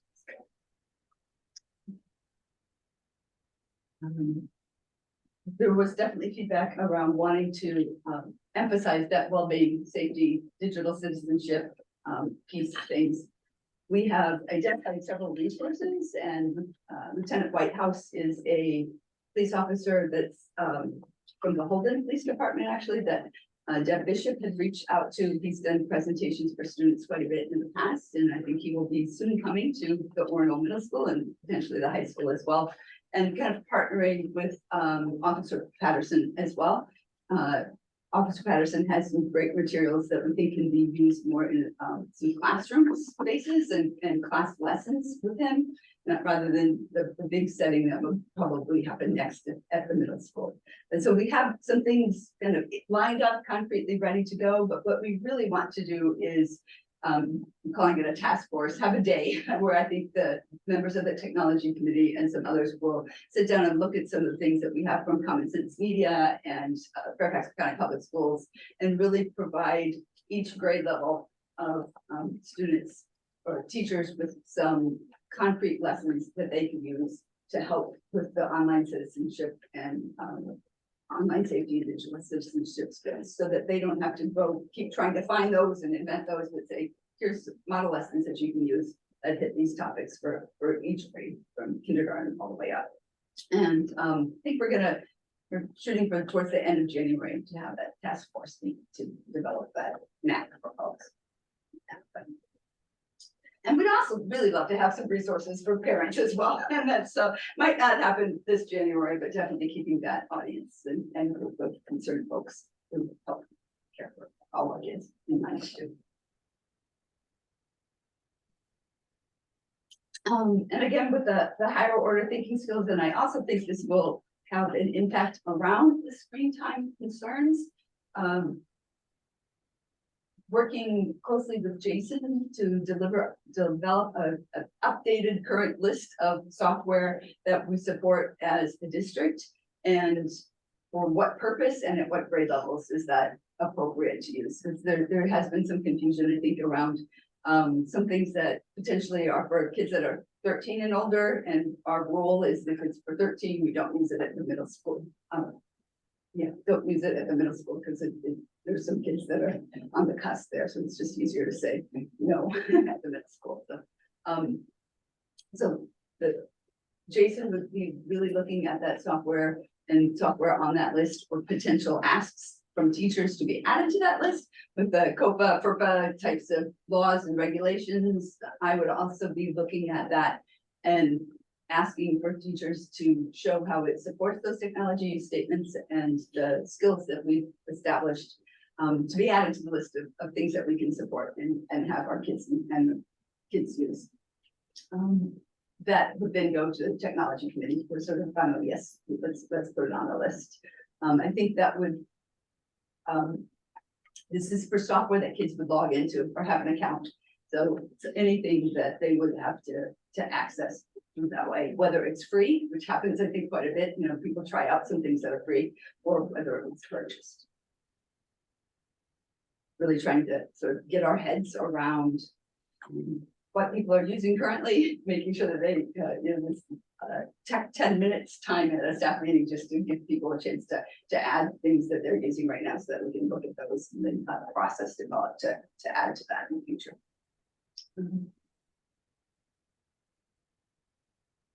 And one of the things that didn't come up a lot through the stakeholder feedback, but has come up quite a bit in conversation and feedback from staff, were keyboarding and word processing, and how does that fit with children developmentally, and do we do that 40 minutes once a week or 10 minutes once a day? And so we'll have a group meeting again about keyboarding in the fairly near future here. One of the things that we did change was moving one of the skills as that mastery level. It's from 4th grade to 5th grade. It's better meshed with where some other things were for word processing. We've tried some software in the past, and some of it has been good for kids, and some of it kids have kind of worked their way out of more quickly than we anticipated. So really wanting to have that implementation be meeting the students' needs and based on best practices and research. I think that the implementation of these is more work or as much work as the development of the standards and scope and sequence in the first place. Kind of to think about having an initiative start takes a lot of effort, so does the implementing of that initiative, and hopefully a little less effort needs to be going on as things become institutionalized in how we do business around here. So we're definitely hoping to move from that initiative phase to really implementation phase of all this work. The hierarchical, I can't even say it right now. The hierarchical thinking, really thinking that came up from one of the stakeholder feedback's comments about helping students really think about the levels of where they keep files. And we, even as adults, sometimes spend time trying to figure out where we've kept files. So wanting to add it, where we added a little bit more wording into that skill in the scope and sequence about using a logical hierarchy. And there's some resources that we feel we can share with teachers so that we as adults get better at doing that and can help kids understand that as well. And the next slide is about spreadsheets and computational thinking, which is definitely a skill that in the staff realm, everybody thought was important that we include and make sure that we're doing that with our kids, but we're doing that less with our students than we really should be. And so Dr. Glencross started a conversation during the October Professional Development Day with middle school teachers, mostly who teach math, but a few others as well, a few other subjects as well, to really think about honing our spreadsheet skills and making sure that we have some ideas of ways to incorporate those into lessons that are happening with kids. And then another thing that really showed up was that we started this in 2020, you know, AI was not something that was being talked about, but it definitely is something that we need to pay attention to. And one of the things that, thanks to Brian's taking from some information from a with some presentation that we went to at the Maine Schools MSMA conference just a couple of weeks ago, there's some draft guidelines for how we could use generative AI here in our district, and as well as ways to not use that in our district. So it probably started its way through the policy committee. Is that correct, Brian? What you were thinking was? I know Meredith, but I've been active at some point the policy and maybe also the curriculum committee. Okay. So we just started looking at those in the tech community and talking about them a little bit, as well as the administrative team. Hope to be able to share those as well on January 10th and with teachers, and really taking an approach of how can AI be used by our teachers to help give them back some time. What are some ways that it can be used to really support them in their teaching so that they can become more familiar with it, but also being clear on what the don'ts are, so making sure that we don't violate FERPA rules, and really just having a list of AI, I don't even know if it's engines or whatever the platforms that would be used, that we have checked the guardrails on pretty carefully. And then we did have a group, I think about 9, maybe 10 people when I looked on who participated in an AI workshop today that was just an hour online shortly before the board meeting, and received a lot of information, a lot of documents or examples, and a document that links to all kinds of different things. I'm looking forward to exploring that a little more. It felt to me like trying to get a sip of water from the fire hose. It's something that we really need to think about carefully. And one of the paraphrase the fellow that presented to tonight was, you know, sometimes people are worried that AI will take their job, and he was saying that the people that know how to use AI will be the people that get to keep their jobs or take jobs in the future. And then these next slides, this one in particular, and then the last one that I have, are things that we are not doing much on right now. So those next steps that I shared with you at this point are things that actions that have been taken, or plans that are very concrete. There's the dates where things are going to happen. Coding was an area that several of the stakeholders felt that we need to take a look at, and coding is in our scope and sequence, but kind of embedded in there in a very slight amount. So really needing to do some research and figure out what's the right thing to offer to our kids and to meet their needs in that area right now. So Emma Bard was really interested in working on that with me, and I think we'll have other folks as well take a look at that work. And then the newly released drafts of the Maine learning results for science and technology I have sitting on my desk to look at, but those I think will also help guide some of that coding work. And a piece that came up through stakeholders, but teachers have also been talking quite a bit about recently, is reading digital information. And when you read things online, you do it differently than when you hold a book. And our kids do a lot of digital reading, and we want to help them make sure that they stay focused and not get sidetracked by all those little clicks and things that you can kind of go down the rabbit holes. And so having more conversations around that, both from the aspect of technology and technology use, but also as we start talking more heavily about our English language arts curriculum, and thinking, does that fit in there? How does that fit into that aspect? So those are the ways that we, I would say, listen to the stakeholder feedback and do appreciate the things that people brought up and pointed out to the group. I think, more heads is definitely ending with a better product for us to work to implement. So, the new documents would need to be shared with all the teachers. Grade level specific skills also to make things a little bit more manageable for teachers so that they can say, okay, this is in the scope and sequence, these are the skills that we're expecting mastery at this grade level. And so that they can tailor some of the lessons and assessments to those. Really getting this information on our website as well, so that there's a place for parents to take a look and future people coming to Orono from the school could take a look as well. And again, I'm just going to say fully implementing is going to take some time. There's lots of things that are well underway and have been happening for years, and our kids are lucky to have, I think, equal access to technology, one-on-one opportunity right up from early or mid elementary school all the way up to the high school, which is great. And then also in the future, thinking about aligning technology with our science curriculum and process. So maybe that's not quite the right time, but I think technology changes really quickly and science will be coming up in a couple of years. I think that probably would be a good time to take a look at it next. And I'm not sure we'd want to wait until like the next cycle after that, but that's where we are now. And I meant to say at the beginning that there's my screen change.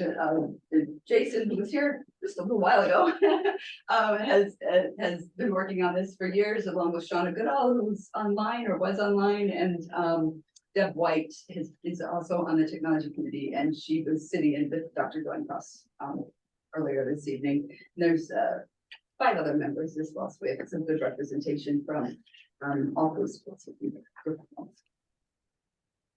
Do you have any questions or wonders? I don't have any questions, just I want to commend you for all the work that's went into this. I know this has been something that's been going on for years. COVID kind of slowed it down a little bit, and this has been a long time coming. I think it's a pretty impressive piece of work. I mean, I would agree that it's impressive and it's a lot of work and it's a great outcome. I also just, I think it was a good, first process for us. Because I think we've learned a lot about, things that are generated internally by educators and input from the parent and stakeholder community, and really shows a plan in the end that I think is very thoughtful and brings in lots of ideas and value across the whole community and represents the values of the district, which is really the ultimate purpose of curriculum, is to represent the values and priorities of the district. So I'm really happy with where it's turned out, and I'm really happy that we've kind of created a process that is robust and, I think respects a lot of the work of the teachers, but also brings in value from the community. So yeah, I think I wasn't at the beginning of this process, so kudos to Shauna and Meredith Diamond for getting this going, and I think starting from scratch really. So it really is impressive the work that they've been able to accomplish, and I think now we can show to students here's what skills and knowledge and is important, and we'll work with you to help teach you that, and parents as well, and teachers. It's not just sort of shotgun. Can I ask a short question? usually I don't have public comment, but if it's a really short question, sure.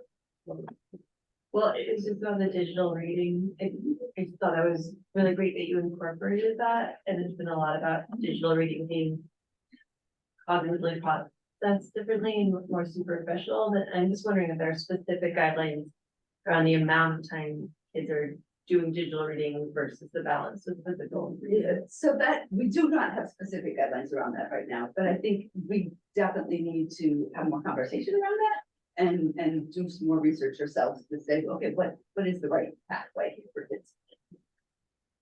I mean, I think that's a great point. Every year when I teach a class, I tell people that I encourage them I don't give handouts, so they have to take notes, and I explain to them very carefully about the research behind the fact that having to take notes increases retention. And I also explain that the research very carefully supports that actually handwritten notes improves retention better than computer typed notes. And so I do think it's important to keep that, to keep students learning about the different strengths and weaknesses of different modes of reading and learning. Shift gears to math. I'll just. The sort of screen time piece that I know that, I'm sort of talking about is. I'll just sort of, again, sort Can of. you speak a little louder? Yeah, sorry. This is humming, it's. Yeah, I guess I'm talking, I've been pushing the sort of, I just want to share again, like, where I'm coming from in pushing the screen time piece, right? Like, and I'm really like appreciative that has gotten more focus in there, and like the work that's been done to put into that, and like I don't know, to me it's like it's like the most important thing, and like I we all know, like that's why we have the well-being committee. It's like all the students committed suicide last year. We had it in our school here. It's like the defining help, like Surgeon General defines like the defining issue of our time that he squarely points at technology, right? But it's not broadly technology, it's like social media, probably more than broad. So I don't know exactly where it falls, but this sort of issue is like the reason I'm here on the board, the reason I've been pushing this, and just take care of our students, right? And then make it so that even whatever skills they come out with, at the end of the day, they feel good about themselves and connect with their communities, and like we give them all the opportunity they need to interact with their peers and form those social bonds, and not let whatever it is about technology or social media, like take that. So I don't know. I guess I've always, I was talking to this ASO mom recently, like anyone who's had a kid in the last 10 years knows that when you go to the pediatrician, every doctor point is like, how much screen time do you get? And like there's all the posters on the walls, like how much screen time do you get? And then you come to the school and every kid gets an iPad or whatever, and this is like, wait, do I follow the APA or do I follow my teacher in your school? And you find yourself caught in this weird place between what you've been doing for the first 5 years and then suddenly you use the technology. And not to say that like what we're doing is wrong, but at least it's an uncomfortable place as a parent coming in to hold them and know what they're doing. So like I don't know. So yeah, so to me, like I think these conversations are the most important thing. Like healthy in yourself and vibe and learning.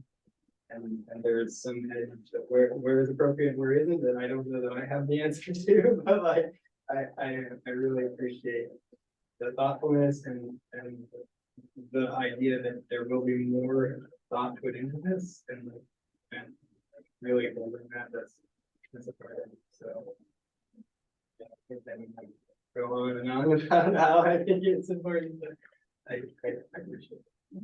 And I think staff recognizes it as an importance also. Yeah, I feel like the conversation has changed on that in the last 3 or 4 years in the district. I think there were parents pushing the screen time issue 3 or 4 years ago, but I really feel like it has become a more robust conversation and it is embedded in this document. I totally agree with you, Noah, and I got told that I was abusing my son because he didn't have a cell phone when he was a sophomore in high school, right? So I get where you're coming from, but just want to paint the other half of the picture. We found during COVID, we have about 20 to 25% of our kids who have no access to computers at home. And if they're not leaving the schools, having learned how to type, how to word process, how to access the internet, do research on the internet, we're failing those kids. Right, so like you said already, it's a balance issue. So yeah, but it's not a unilaterally good or a unilaterally bad thing, which I think the policy captures. It's clearly we have an obligation to instruct in this area too. Yeah, and I think, I respond maybe in a certain way. I mean, I think I've been looking at some of the research recently. It does really point to like, it's not technology broadly, but particular forms of like social media and addiction, and then the interference with social bonding, with like actually you really can say it has driven more suicides as opposed to some other problems. There isn't. So yeah, I definitely agree. I definitely think teaching at the college level, knowing that the students can't use Excel and things that I think they should be able to use. So I definitely would appreciate more technological skills coming out of high school. Yeah. I'm not anti those skills. Make my classes much easier. So And it's an equity issue too. yeah. So, yeah. Everybody okay with moving on to math or somebody, not everybody's spoken? 30 seconds or less, just to take both of those views and commend Susan and the people who've been working on this for so long. I do think this current document speaks both to Brian's points and the Noah's points and the people in, I don't know, wherever I am. So I really appreciate all the intentionality and the way this is process-based. It doesn't sound like we're done moving on, but we've begun and we'll continue thinking about this. So thank you for that. Thank you. That's one of the nice things about working here, I think, is that thought and the feedback and taking variety of perspectives and shaping that into something that we think collectively is best for our kids. It's a good thing. Time consuming. Fast is not necessarily our strength. No. Thoughtful, maybe. Doris, I don't want to put you on the spot. I don't know how much you follow this, but did you have any thoughts from a student perspective? I feel like, I don't know, I think for my generation, it's so weird where technology becomes so ingrained in just like our everyday life, where it's kind of like kids not having that access to technology kind of like isolates them from like everyone else, because technology has kind of become like the core of like communication, at least for my age group. I don't know, this is like a really expansive topic that like covers so many different things. It's not just communication, it's also just like being able to grasp information in classes, and like there's the whole thing about how short attention spans have become with kids, where it's like you can't even focus on something for 5 seconds or just doing something else. And it's so easy to get distracted like on like a computer or something when it's like in front of you, there's many possibilities for like what you can be doing instead of like paying attention. Where it's just, I don't know, it's like this huge like philosophical and like scientific, and like there's so many different things that go into it. Agreed. I just really I appreciate that perspective too. I think that what this reminds, like, one of the most important things I think we can do in our school on this ground is really make sure we're holding space for students to develop those off-screen time, like being present and networking, like understanding how to have non-screen time interactions, right? Like that's what we have taught in. I felt so old when you said that like the nutrition's now asked about screen time, because I don't remember that when I was a child. Like I'm so far removed at this point. Oh. You're old now. You're old. Great. On to math.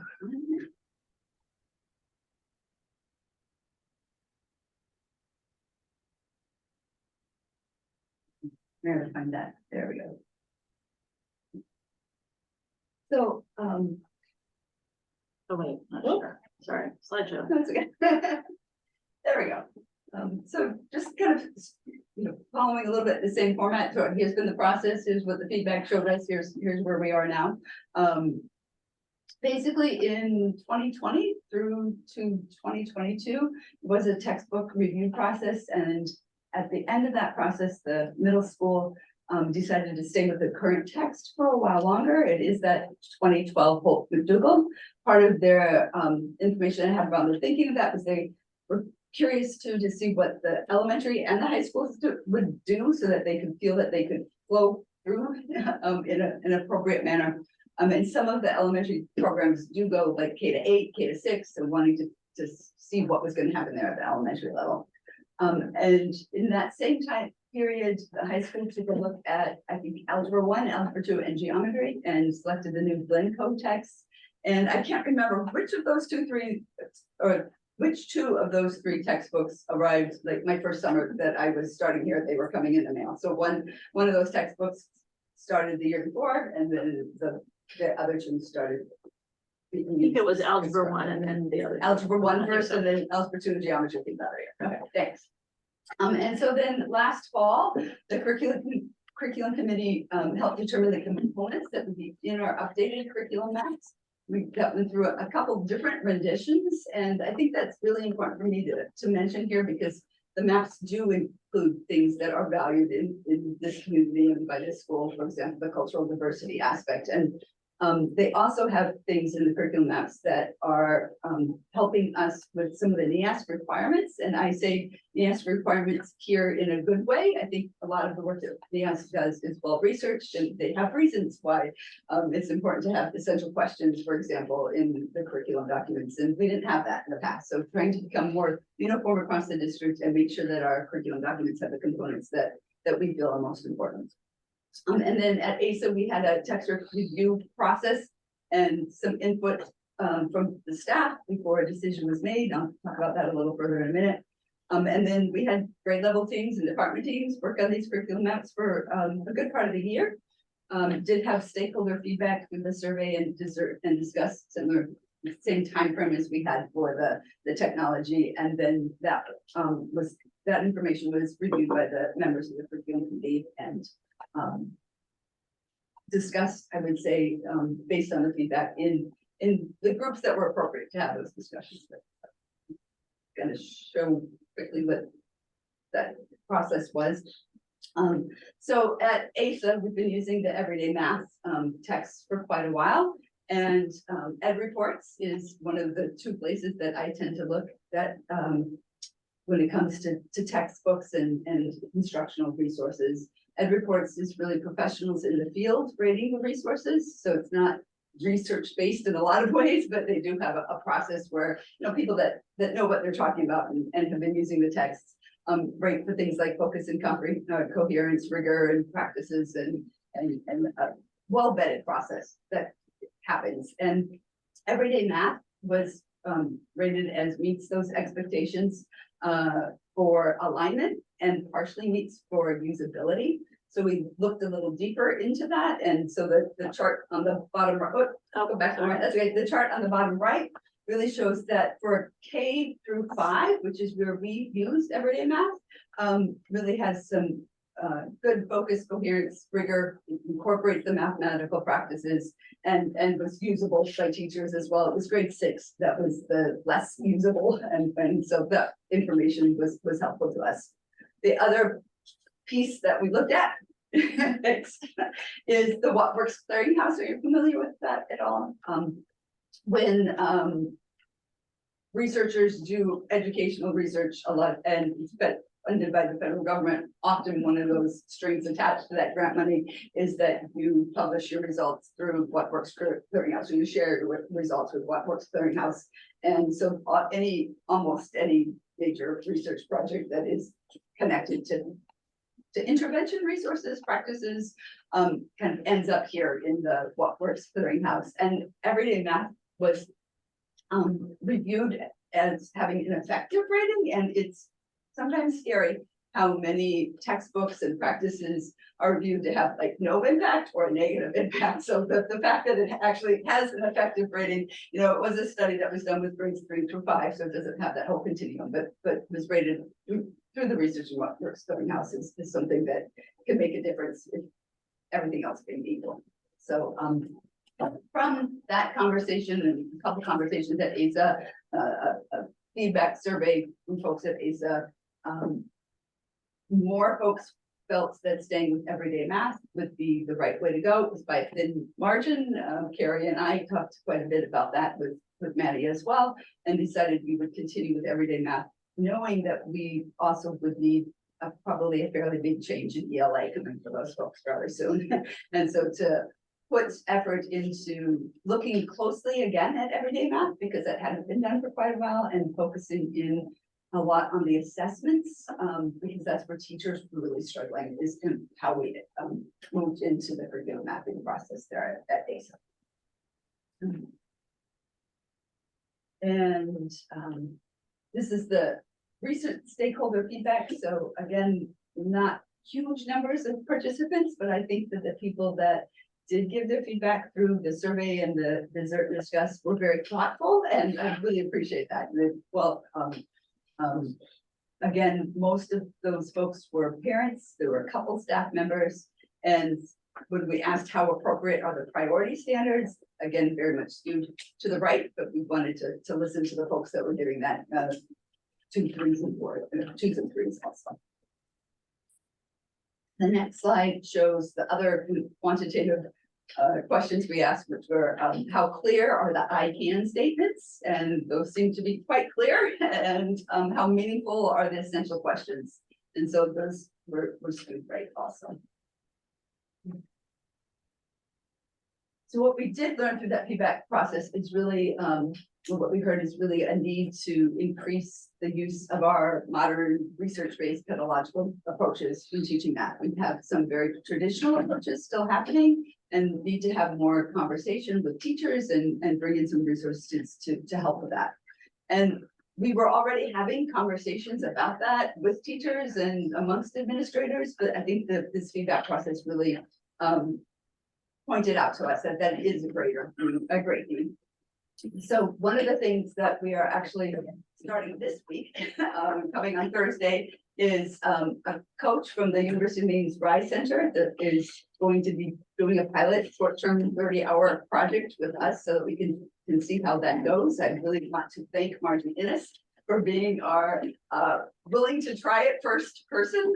Margie's teaching a couple classes that are taking a more investigative approach in math, and we're really wanting to help get the balance right between sort of the computational traditional instruction as well as those investigations to make sure that our kids are getting the best instruction possible. So Margie met with Jen Bronnack and Meredith Diamond and I'd say about a week and a half ago, and Jen mentioned this book, Building Thinking Classrooms in Mathematics, which is one I had heard about a couple other times, but she shared a strategy with Margie that afternoon, and Margie tried it the next day, and the student came up to her and was like, that was great. So unsolicited, immediate, 24 hours later, feedback from the kids that student felt that they understood what was happening in the class. It was the first time they left feeling like, oh, I can't do math. So it was just one anecdote, but we're excited about having Jen come and work with us, and we'll see how that goes. So we did purchase more of these as resources for teachers and are just starting to share a little bit, this week and thinking of them as resources right now. It's not a formal book study, but we'll see where it goes. And for both of those things, we used our Title II professional development federal funding to fund those.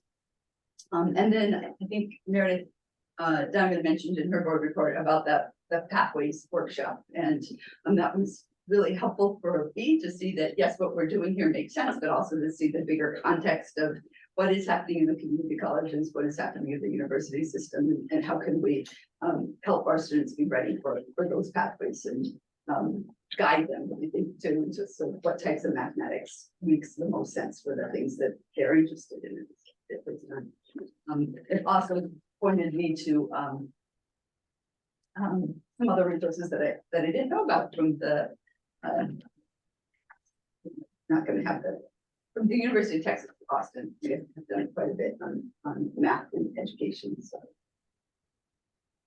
So we're going to keep working on the pedagogy part, that's for sure, and amp that up.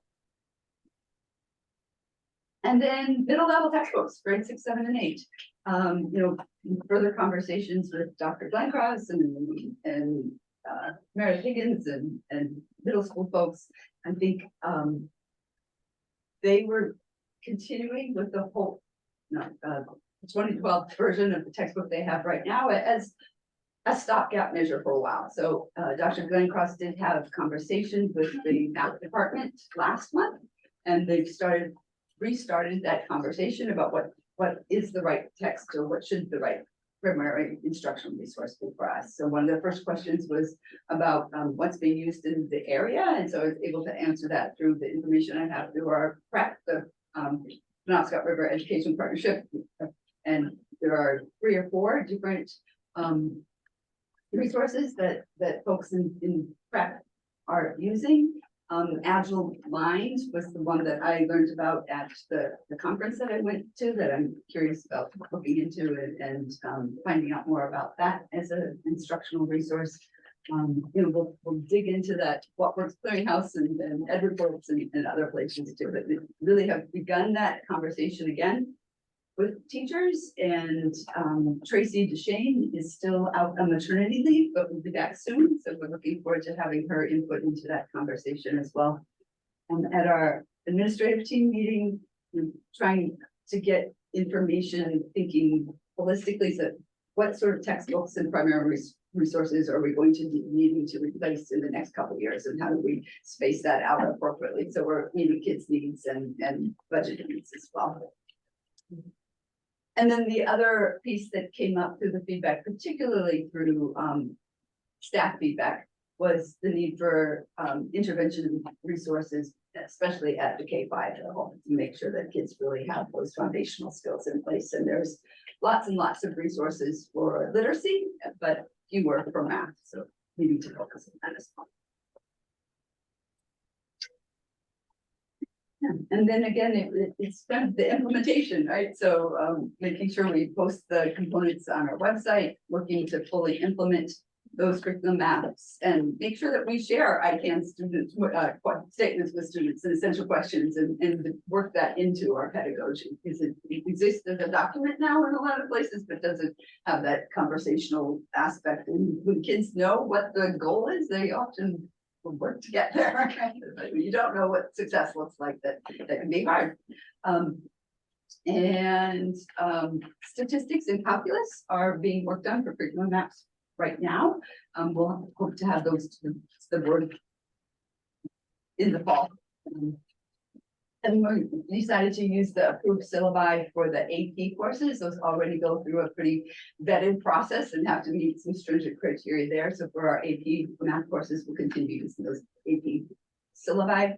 And Eastern Maine Community College we work with them for dual enrollment right now, and that syllabus has to go through those syllabi for tech math and college algebra need to go through the Eastern Maine Community College process. And then I think we'll be working on incorporating the qualities and characteristics and portrait of a learner and our technology skills more into our curriculum map. So as you looked at the documents that we have, a lot of times I was seeing some things like the tech skill was really more about the software being used right now. And we weren't at the place where we can say, okay, this is the skill from the scope and sequence that we're really going to be emphasizing. So as we move forward with our curriculum mapping in other content areas, I think we've learned a lot about the process. And now it's nice to have some exemplars, like this is what it looks like. And that will be really helpful as we work in the other content areas too. But as you look through those things around the higher order thinking skills or the habits of mind or dispositions, I think that will really become more unified as we have a portrait of a learner or vision of a graduate or whatever it is that comes out of this strategic planning committee. It'll be exciting to have that as a guidance to influence our work in the future. I think one of the questions is around timelines for middle school math instructional resources that I've heard. And I want to answer that, but I first want to say that math is really the first discipline to get through the process. Health is coming next. Those were the first two disciplines we started with. And in some places, I would say the curriculum documents are reflecting what is and doing a check on, do we have the right vertical alignment around standards? Do we have the right progression of standards? In other places, it was realizing a lot of development needed to happen. And that happened a lot in health, where we wanted to, we realized there were a lot of gaps in our curriculum around health standards. And so I think with math, teachers tend to, while we like to look at curriculum documents as, these are if a new teacher starting, you're saying, this is what you teach now, and here are the things you have as your resource that will allow you to meet this. math teachers tend to stick to their instructional resources a lot as, you know, a driving point in curriculum. And I think in 2020, 2021, the idea of adopting a new curriculum felt pretty overwhelming at the middle school. And I think, you know, they're ready to go down that road again and see, you know, that it's time to do that. And when we talked about, Susan mentioned timing of other big adoptions that we know are coming down the road, and we see that there's likely going to need to be a big investment K-5 in literacy coming down the road. And so my thinking is that that is probably a couple of years down the road before we're ready to make some decisions there. So I think if we can come to decisions for math before then, it makes sense to do any other math purchasing we need to do probably in FY24 and FY25, and so that we can save FY26 for potentially a large literacy adoption need. So that's kind of the thinking where we are, but really we have just started talking with the middle school team and want to give them some time to kind of dig into the information and make decisions. But you know, 4 years ago is when really, or 3 years ago is when we started that work with them of reviewing. So it, you know, next year would be kind of ready to revisit that decision. So that's the timing that Susan and I have talked about. So I don't understand this. So next year is fiscal year 25. And so the idea, to the question about like, if we were to get a new math textbook, you're suggesting now that in sequence, it would make sense to buy that next year and decide it and get it here as an update. Textbook. Yeah, we built this into the budget FY21, I think, and then didn't end up purchasing. And so, you know, I think we'll need to build it in for next budget year, because I think that would be timing wise the right time for when they would be ready with that kind of recommendation to bring forward. Other questions or comments? Sure, I got a couple, just as a longtime math educator at higher ed. It's exciting to see that these things are going to be evaluated. It's nice to see that there are these measures of effectiveness for everyday mathematics. You know, math is one of those subjects, before I say this about most subjects, but it's easy to turn people off of math, right? If I had $1 for every time somebody told me they couldn't do math, I wouldn't have had to teach math. Right, so it's one of those things that people get turned off very easily. And it's unfortunate, right, because it has consequences both for people's effectiveness civically, sort of understanding information, going back to technology, and also for professional opportunities. Increasingly, we're expected to use some sort of data, whether you're, you know, a curriculum coordinator using data, or you're in a nonprofit, or if you're a data analyst, or whatever, right? So, you know, really, you know, mathematics, obviously I sound biased as a mathematician, but it's easy to turn people off and it's hard to turn them on, you know? And so it is pretty crucial to find those ways to empower students to work with mathematics, to be productively challenged. And it's that the presentation is very encouraging. It's encouraging to hear that the textbook is going to be reevaluated. It's also really encouraging, Susan, that, you know, you're working with the Rise Center, so it's a great set of people on campus. There's a lot of great math education researchers on campus, so I'm glad we're building those sorts of things. And it also connects too, there's been a lot of conversations in this board about meeting students where they are, you know, differentiated instruction, that bimodal distribution that Meredith Diamond mentioned again tonight. And again, mathematics is going to be part of that too. We do have a lot of accelerated, sort of high achieving math students. We have a lot of students that, you know, aren't achieving as much perhaps as we would hope. And so, you know, again, mathematics is, it's a really easy place to fail people. So there's, I think, plenty to be encouraged here. And it is terrifying what you were saying, that there are curriculum in schools that have no effectiveness. Not surprising though, again, having taught math for about 15 years, I can think, you know, if I had $1. So thank you. It's amazing how in society today, it's still normal to hear, I don't do math, or my kids aren't good at math because I wasn't good at math, and that just is not the case when it comes to literacy anymore, right? But, yeah. Just before you go down, I just wanted to note, Doris, it's after 8, you're welcome to stay, but we also recognize you have other responsibilities. So you're welcome to leave at any time, but you're also very welcome to stay and participate. No, go ahead. Yeah, I appreciate it, and I'm, learning about all this too. I guess one question I have more broadly, I'm really encouraged to hear about the active learning pedagogy. You had a different term, I think that fits under my definition of active learning pedagogy, right? And I guess my question more broadly, and maybe we said this, that I forget, but like, instead of just going like sort of subject by subject, is there any thought of like across the board developing active learning approaches and bringing? Yeah, yes, I would say, and so, we've definitely had some conversations, and I would say that conversation has been at the administrative level, but it's really extended into conversation with staff members as well. So I think it was just this past staff meeting that the staff at the high school talked about what is active learning, and what does that look like? What could that look like? So I think another inroad for us to have those conversations and support those practices across all teaching, right, and all content areas, is through the work that's being done at the SEG committee, which is the staff Supervision and evaluation group.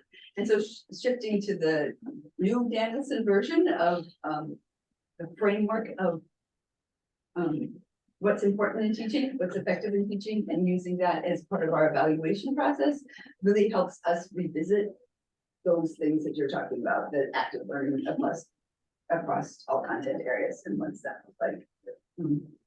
Yeah, and I think about this all the time. It's like what I do, right, in the class, and I've used. At the university have the CIT on the center for basically this is what they do, and like they do instructional design. They have all these people help with it. And I know it's a level, but I wonder if you interface with any of those folks. It's been a long time since I have, but I think when Michelle Smith was doing some work, I don't know if she was there or not, but it's been a long time since I've interacted with that group. The Rice Center. Yeah, so you mentioned them, I actually don't know what the Rice Center, so. No, interesting, yeah.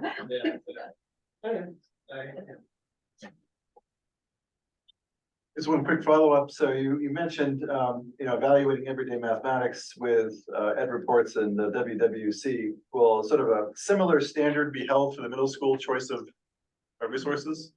Yes. Okay.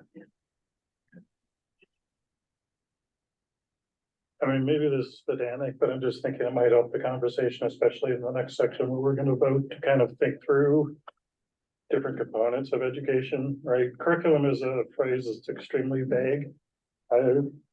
You can go find definitions that are everything that happens in the classroom is curriculum. I've argued for that definition here in certain board contexts, but you can also have a fairly sensu stricto definition of curriculum is what we're going to teach, right? And then you have textbooks, instructional materials, instructional resources, right? Which are the physical materials that come into the classroom. You have pedagogical methods, right? Which is how you're teaching. You have assessment, the testing, the homework. Homework can be assessment or not assessment, but right, you have assessment, and you have lesson plans that are sitting out there that are the teacher's daily strategies for tying these things all together. So that's a really big package, right? And as director of learning, technically Susan's kind of responsible for all of that, but and I don't want to deny that there's connections and interactions between all those pieces, but I also do want to just make it clear the charge the board gave was to address the curriculum sensu stricto piece. And I appreciate the fact, and this is why I appreciate this district, it's organic and holistic, and curriculum conversations have spawned pedagogy conversations and have spawned instructional material conversations. But just as a preface to when we get to voting on this, what we're formally voting on tonight is the sensu strictu or narrow sense curriculum of this is what we expect teachers to be teaching at this grade. Right, which is different from which textbook do they use, which other instructional materials do they use, which assessment methods do they use, which pedagogy methods do they use? Right, so again, I appreciate that, you know, Susan has been, and the math teachers have been listening to the feedback holistically and, you know, not just saying, we're doing curriculum, I don't want to hear feedback about pedagogy. And you saw that, I think, in the responses to the feedback, but it's also overwhelming for the board to try and take all those things on across all 5 subjects at the same time, right? So we're just gonna focus on curriculum tonight. Any other thoughts? Yes, I have, process, and I'm like observing all this, trying to understand it all, but I do wonder, we had a passionate comment, and can we ask if that's been addressed? Can we ask Lisa? I think we have our agenda format for a reason. I'd be happy to have public comment. We got public comment at the beginning. I'd be happy to have it at the end, and the board, you know, has to do its work too. So it's already 8:15 and we have probably a good hour's worth of board work and an executive session. So I would love to hear more public comment during the public comment period, but I think I'm going to suggest we go ahead and move on just for time and current process. Oh, yeah, we're not even at a discussion. Election date. So you may remember we had a conversation. Right, the town council is thinking about changing the election to November. You know, the thought being that there's thousands of people who vote in November, and there's typically hundreds of people who vote in the March election. They are kind of plowing ahead with that. They discussed this at their council meeting last night. They're kind of, if you've been around elections for a while, you know, there's this walking back timeline, right? This kind of a change would have to go to the public for a referendum, which means it would have to go in the March election. You start walking back 60 days from that to have the, I forget, not an expert, but there's like 60 days where you have to have the question to be put on a ballot because you can have write-in ballots. There's a time before that where they're going to have a public hearing and so on back from that. And I don't know their exact timeline, but they're up against it. I believe at the next council meeting, maybe it's the December real council meeting. I'm not sure. They're going to vote to, they're going to have a public hearing and vote to refer, whether to refer to a referendum. Context of that is last night it just got dropped that the town lawyer had advised that the school and the town elections do not have to be at the same time. Right, I had taken all your feedback. Meredith and I went to that council meeting a month or so-ish ago, kind of indicating that we had some people who had pretty strong concerns, other people not so concerned about November in terms of voter education and awareness, and as far as the consideration of onboarding board members, either June or November would be better than March, which as you both learned most recently, but Mark and Jake and I all got to learn a while ago, is right in the middle of budget season. So that was the feedback I gave them. To be honest, I don't think anybody was expecting to hear back that we could decouple the council and the school board election, but apparently because I happen to have a close connection to a town councilor and come home and tells me everything related to the schools. We still wouldn't know otherwise. Nobody's told us this formally, but I happen to know it is possible to decouple. The town council is clearly committed, and to my read, informally has a majority to go with the November date. So we have one choice, which would be to just ride along with them, and we would end up with a November date. I understand the concerns about voter attention and whether they're going to research carefully a municipal election in November when there's a president's election, but the council's clearly pushing in that direction. And I do think November is better than March in terms of an onboarding of counselors.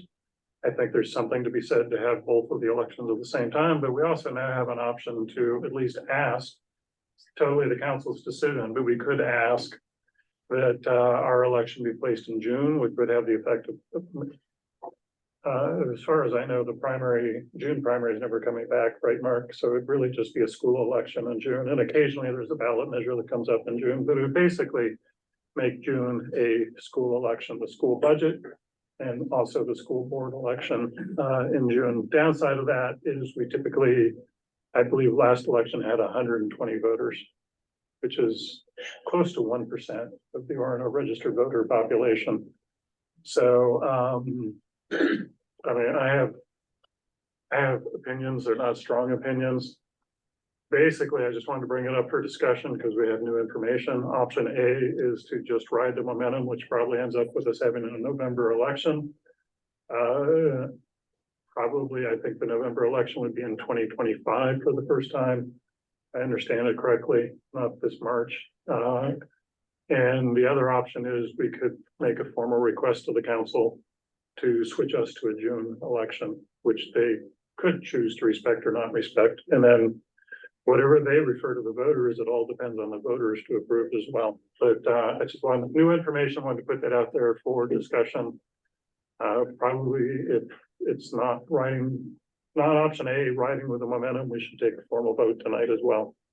So I'm open to the floor, what other people think.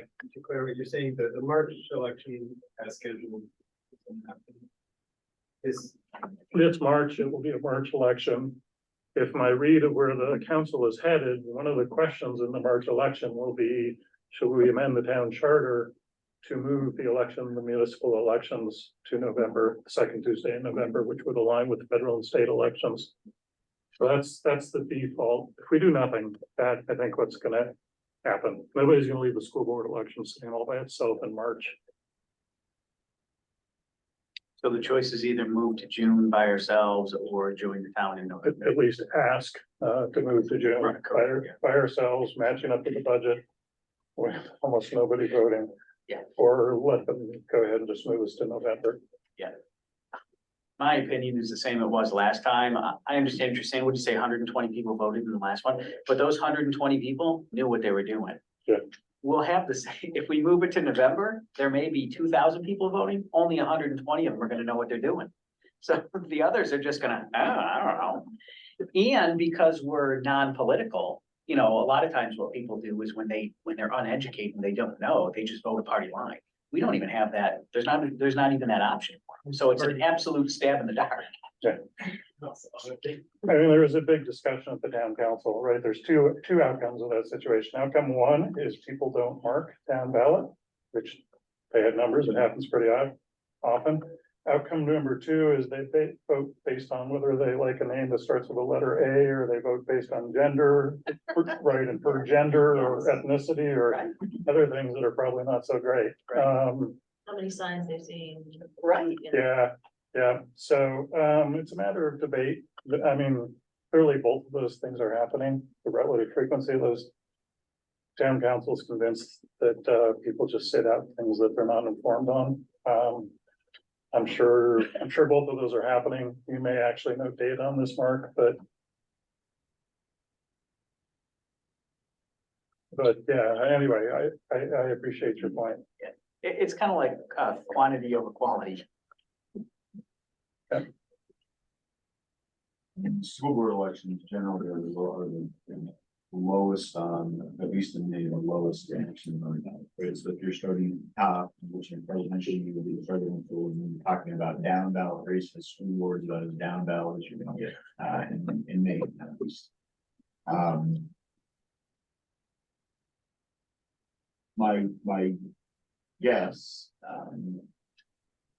and there's plenty of data to back this up, is that the points Jake makes about most voters in that instance taking a stab in the dark are correct, especially since there are no kind of cues such as partisanship or something else that would allow people to essentially cheat, right? I mean, that's what partisanship is. It's a heuristic device that allows people to cheat and not really essentially pay attention to elections, pick the DNR and be right 95% of the time, although certain recent presidents have messed that up a little bit for one party or the other, but it's a different matter.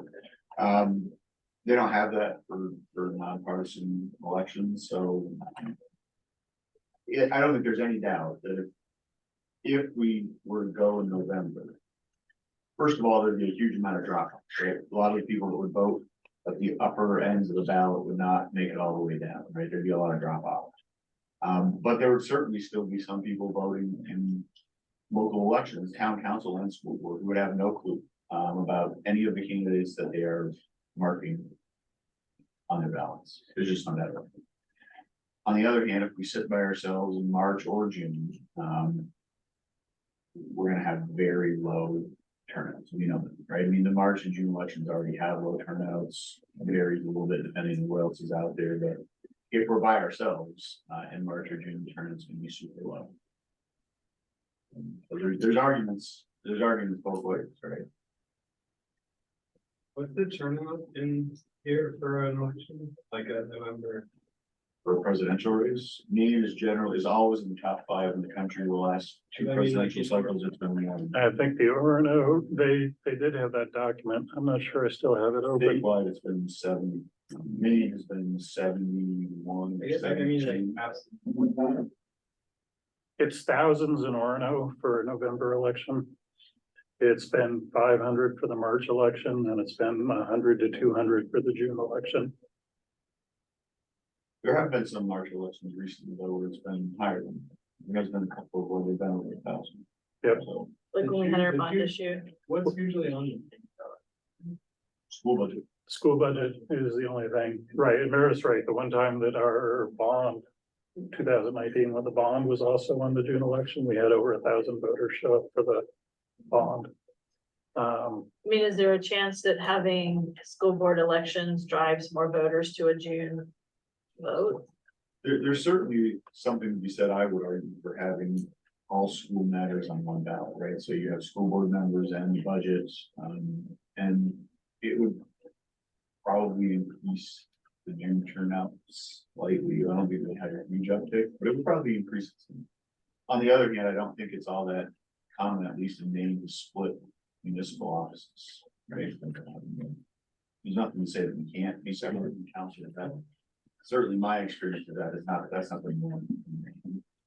Doesn't mean that they're reason to do it or not, it's just not.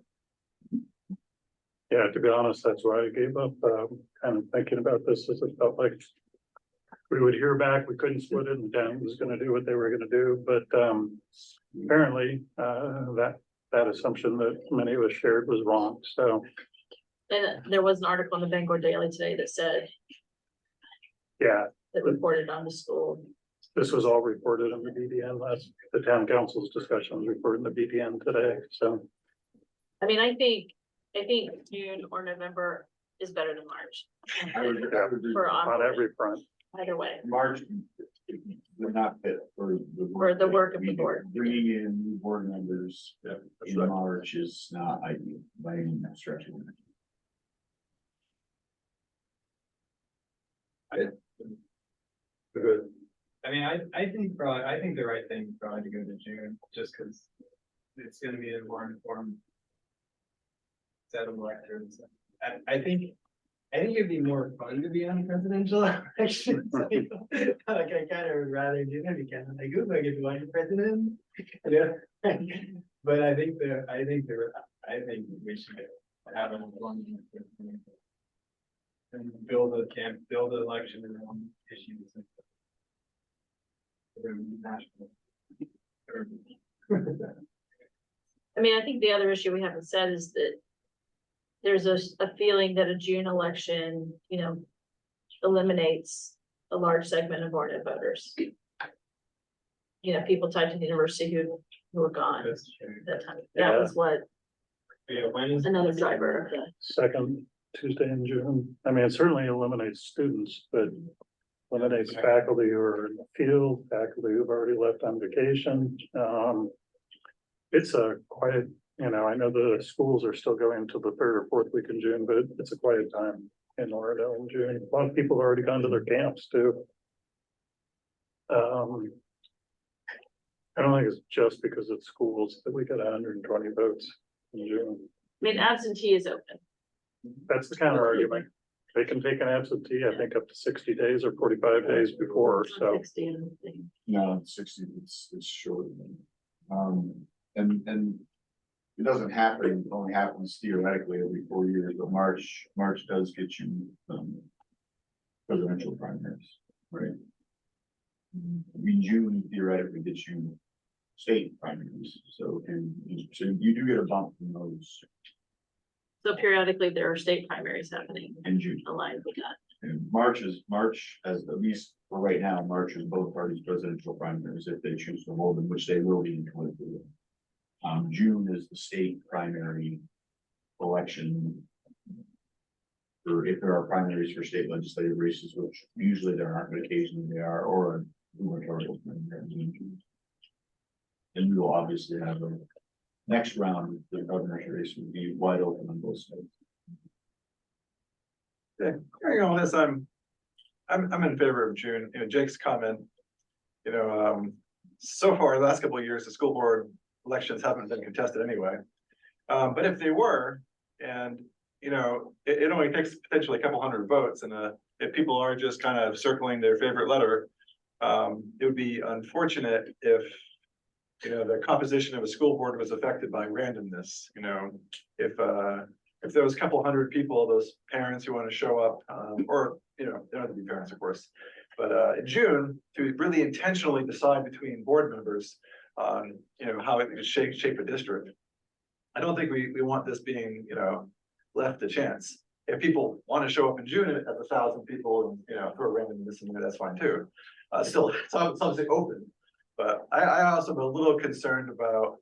Yeah, if for some reason we have a contentious three-way and then a bunch of people are like, oh, this is a great name. And the person ends up being a really interesting character, would be unfortunate. Quick question, do the names appear alphabetically via last name? Is that how it works? Mark? Or is it random? That's a good question, I don't know that. I think they're alphabetical if I I'm pretty remember. sure they are. Because your last name's pretty far down there, mine's pretty up high. I would change my name to Kevin Democrat. Kevin Apple. Liberal Democrat, and we'll see what happens. Going Mr. Democrat. Sorry. So, people are welcome to keep talking. I personally, I don't have a super strong opinion, but I think I come down, for me, there's three factors. There's voter turnout. There's voter informativeness. Well, there's another factor, which is off the table at this point, which is better time to onboard the board members. And then there's just keeping in parallel with the town municipal election. People are not bothering to watch candidates night and educate themselves in November. I'm not so sure they're gonna bother to. I think there's at least some synergy for being lined up with the municipal election for voters, so I probably would come down on the side of November. So I'm sorry, I think the difference is, you're right, but those people are staying home. Versus, you know what I mean, they have no interest in not showing up, that's the difference. Yeah. Correct me if I'm wrong too, we can do whatever we want here as a group, but the town has the final say on it, right? What we're doing is, if we were to ask to be decoupled, it would be a request that they can choose to Right. Yes. honor or not. Correct. I was gonna say, I'm not gonna make the motion because I'm opposed to it. If somebody wants to make a motion to request the town to place before the voters that the school election would be the second Tuesday in June. That motion would be in order and we could vote on it, but I'm not gonna make that motion. I'll make the motion that we, just so we can discuss it, I'll make the motion that we, make a request to the Arnold Town Council to place, the school board, RSU 26 board of directors elections in June. I will Along with second. the school budget. Sorry, I will second. All right, is there any further discussion or would most add or say we may just want to vote? Seeing nothing further, we'll go vote. All those in favor? 4 opposed, 1, no abstentions.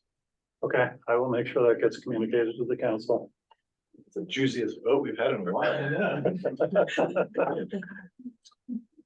High drama in the school board. They're probably not gonna. Just so. Yeah, correct. Just so we know. Yes. No one get your hopes up. No, they weren't. Yeah, among other things, they're a little distracted at the moment, so. They're trying to figure out how to hire a new town manager, so. Okay, next up, we have staff nominations. I would make a motion to approve the slate of co-curriculars as presented. Is there a second? I'll second. Any discussion? Just a first point of clarification, we are not. The slate that we're presenting here has a number of cooperative coaches where we are not the lead school, so we are not. My understanding is we're not voting on those, because those, we have no control. We don't have hiring authority over So those. I the believe that's correct. OTO, ice hockey and the Northern Penobscot swimming and the Penobscot Pioneer girls hockey, I mean, they're on there. I appreciate that Mike put them on there for informational purposes, but I just want to be clear that we're not voting, because I don't think we are, at least anyway, because we have no say. That's my understanding.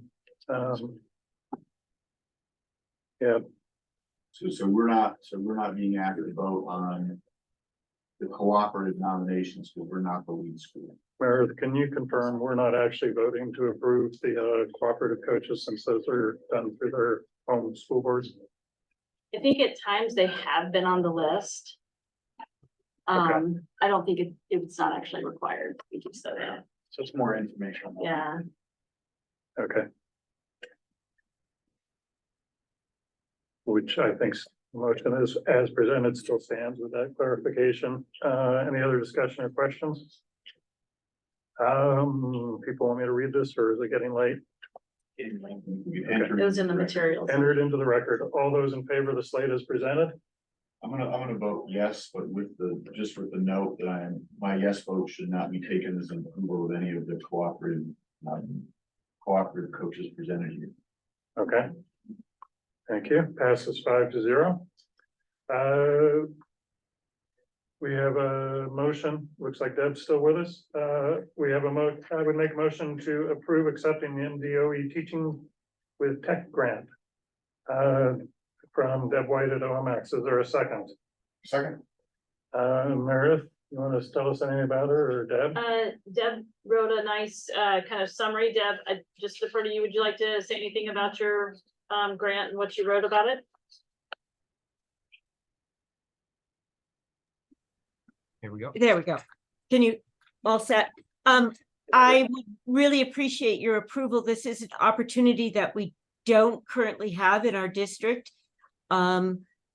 Students are using podcasting as a method of getting information, but producing podcasts by organizing their thinking, by doing storyboards, writing the scripts, and then performing it will be one more way that we can communicate our school culture to the greater community. My thoughts, one of my professional goals for past 3 years has been to try to find a way to more directly communicate with middle school parents and their community, because we all send numerous emails and all of us know we don't read all of the numerous emails we get, but student voices, parents want to hear and see their students. So by having students report on what's going on at Orono Middle School, as well as showing evidence of their learning. An example of one that I did last year was a podcast of the Triangle Shirtwaist Factor after students had examined the primary source material. And then they each developed a podcast. One group of girls talked about it in terms of through a feminist lens. Another group worked at it through firefighters. So I want to continue that and develop it, and having actual real microphones instead of using the microphones on our current devices. Students will also learn how to edit in GarageBand, and the state Milty ambassadors will provide professional development from myself and other teachers, as well as our students, in actually producing these items, these podcasts. Sounds great to me, and we appreciate your taking the effort to go after the grant. Any other questions or comments? Is there a sound studio, or you have dedicated space for this, or like? We don't have a sound studio. We don't have a sound. We don't have a dedicated sound studio. Spaces way too limited for that. I do have a back room that houses the laminator and the upstairs black and white printer for the middle school that I can use some heavy quilts to make a makeshift one, unless somebody volunteers some other things. In the grant, I did do a line item of, I originally titled it as things that I didn't know I needed to order, but now know I need. And MDOE asked me to be a little bit more specific. So one of the things I listed was things that might make a portable sound studio easier. Anything else? Looking forward to listening. Great. Likewise. All those in favor? you. Passes 5-0. Thank you. We Thank have you. a couple. Oh, sorry, one more grant. I would make a motion to accept the donation of a Yamaha Clarinova piano to the Orono High School with appreciation from Rhonda Doherty. Is there a second? Second. I think that's pretty clear. Any discussion or question? All those in favor? Passes 5-0. Likewise, I would make a motion to accept the grant from Hudson University IT Department of 4 smart battery backup systems valued at about total value of about just under $8,000. Is there any discussion? Is there a second? Second. Any discussion or questions? I assume you got those, Jason. Thank you. All those in favor? Passes 5-0. Policies, IHCDA is, as the title suggests, based on alternative pathways for credit through the high school. And this was brought forward to us by the high school, by Meredith Diamond in particular, who did most of the markup that you'll see.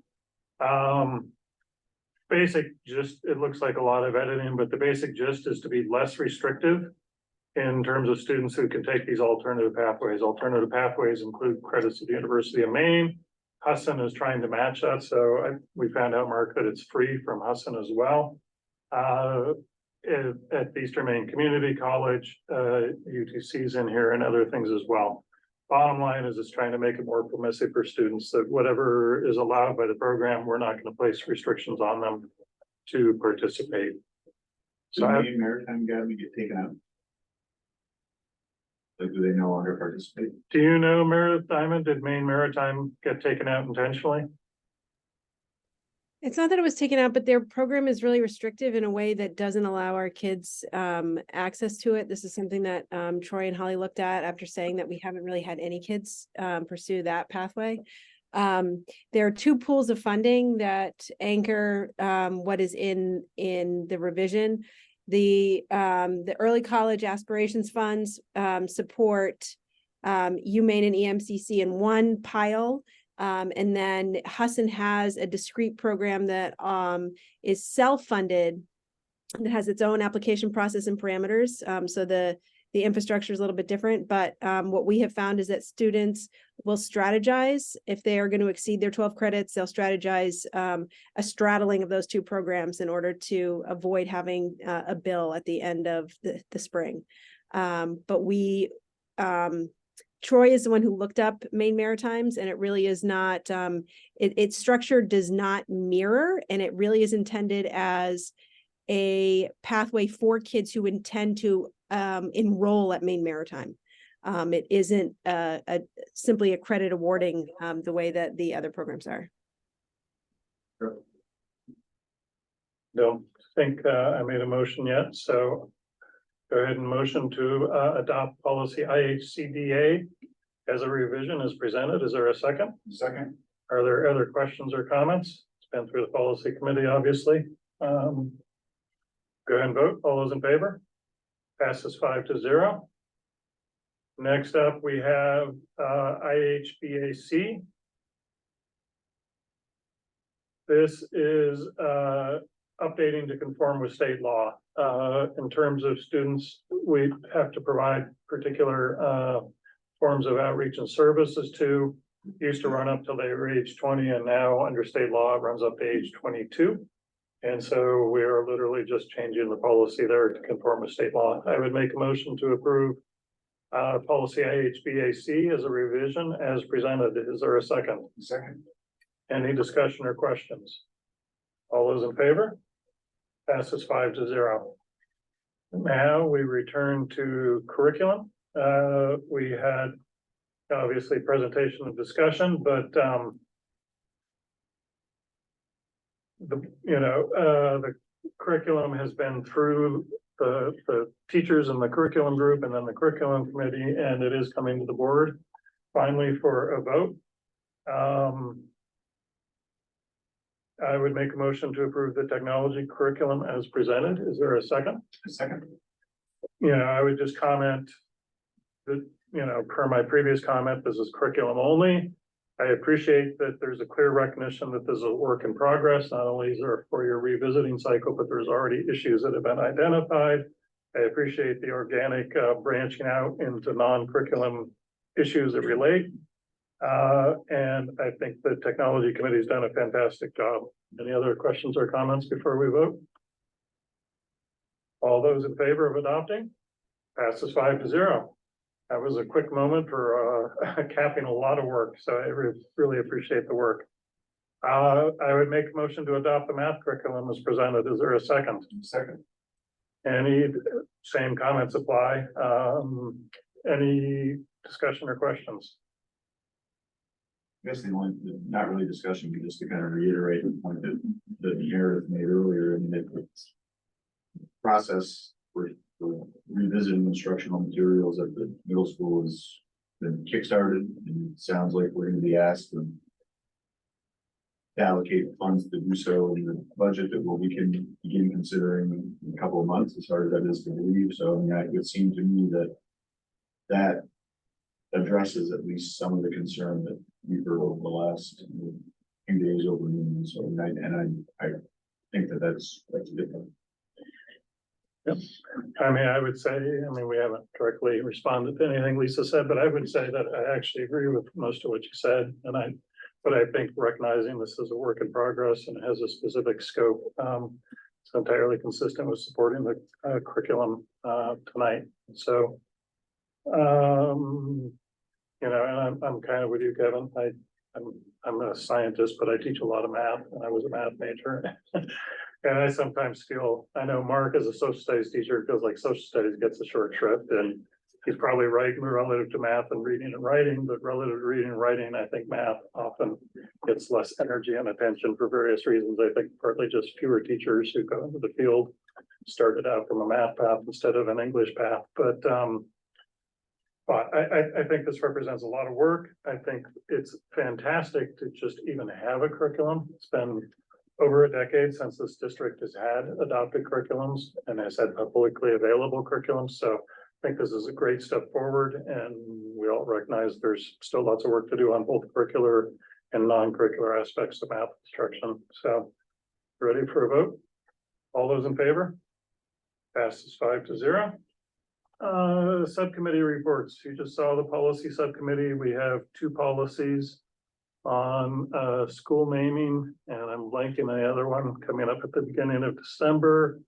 Anything from UTC?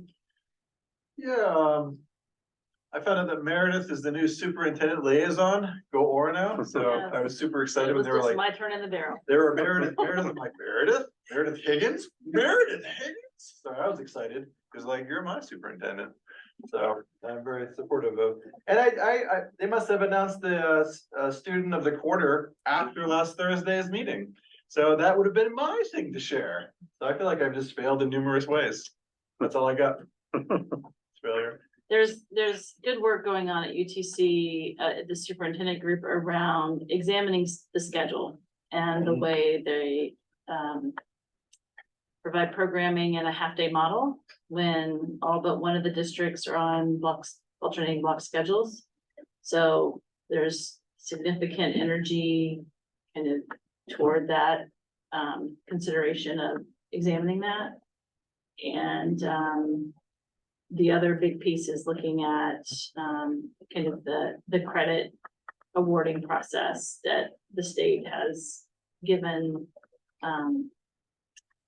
really thrown their weight behind to say all high schools and regions need to develop a framework for that. So those are the two big initiatives that we're working with UTC on. Great. Anything for Bruce? Meeting this Thursday. Okay, curriculum subcommittee, I think we had an update at the last one. Or, Didn't meet in November, but we meet on December 14th at 3:30, and I will just put in a quick plug, if I may. On December 6th, we just set the date for short today. We're going to have another dine and discuss about the health curriculum and solicit feedback that way, 7 o'clock, so we can scoot from the well-being committee to the cafeteria for the health curriculum dessert and feedback. Well, I'm working on getting a survey out and ready to go as well, so people can get feedback that way. And I'll also just say thank you for your support, and I think the documents and the feedback combined really helps give our work direction, and there's plenty of work to do, and I always say that curriculum work is really never done, you know, it's just kind of refined and ongoing. Thank you. what time was that on December 6th again? 7 o'clock. 7 o'clock, so that, did we move the well-being forward to 5? Okay, I just sent out updated. all right, invites I to haven't checked my email yet, all right. But also, we're going to take the AI guidelines to the curriculum committee. Yes. In December for their feedback as well. Okay. Yeah, so maybe we should discuss that in December, in the policy committee as well.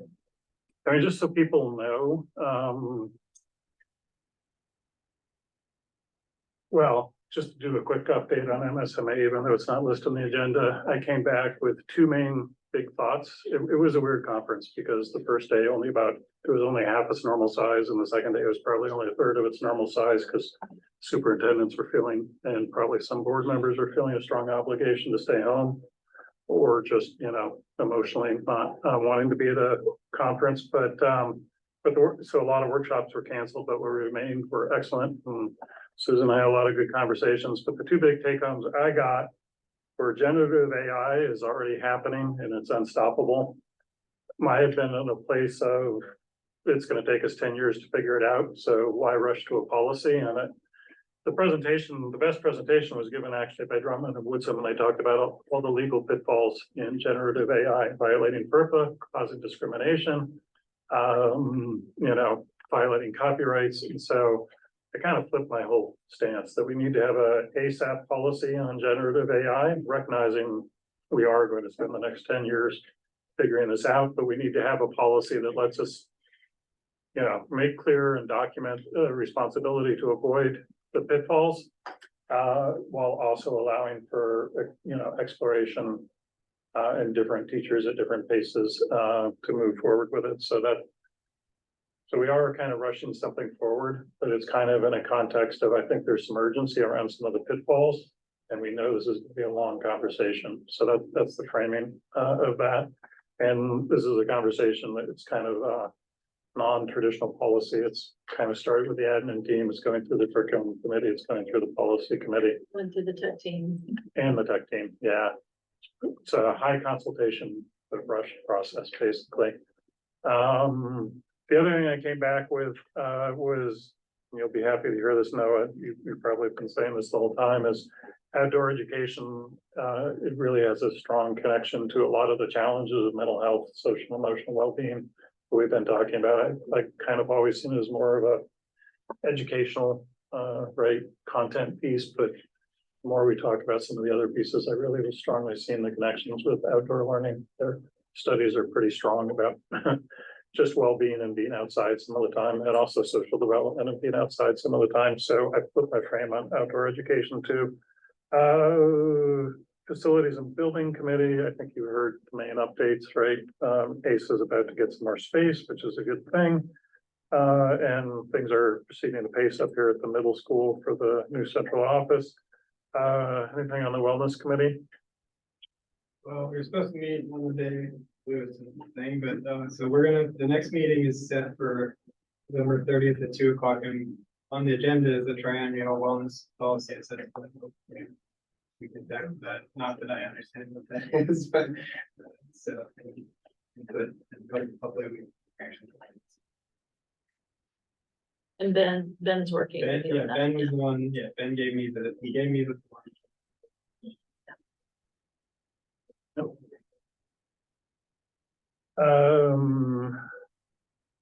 Let's see, the wellness committee is on here, but I think Meredith already, oh no, wellness, I was thinking the well-being, Yeah. yes. The DI leadership hasn't met as a leadership team since the last board meeting, But we do have the survey out right now. We right? do, And and just a we'll plug. do another reminder, or thank you for, if you have, and if you haven't had a chance yet, here's the link again, I think. I looked yesterday and 72 parents or. That was the last I saw. Which I thought was really pretty good. I will say it's like 65% female, so guys and dads step up and fill out the survey. Yeah, and so our next meeting is December 11th with the leadership team, and there's lots of work going on in the subcommittee, so family welcoming and the data as well as the cultural consciousness group is working on pulling together a draft rubric for staff members to try to use to evaluate textbooks and curriculum resources during our December early release day. And students are also taking a survey right now. And students are taking the survey now. You know, we would love to get, I think we've already got some interesting results in the parent survey, but yeah, we would love to get a larger population if we can.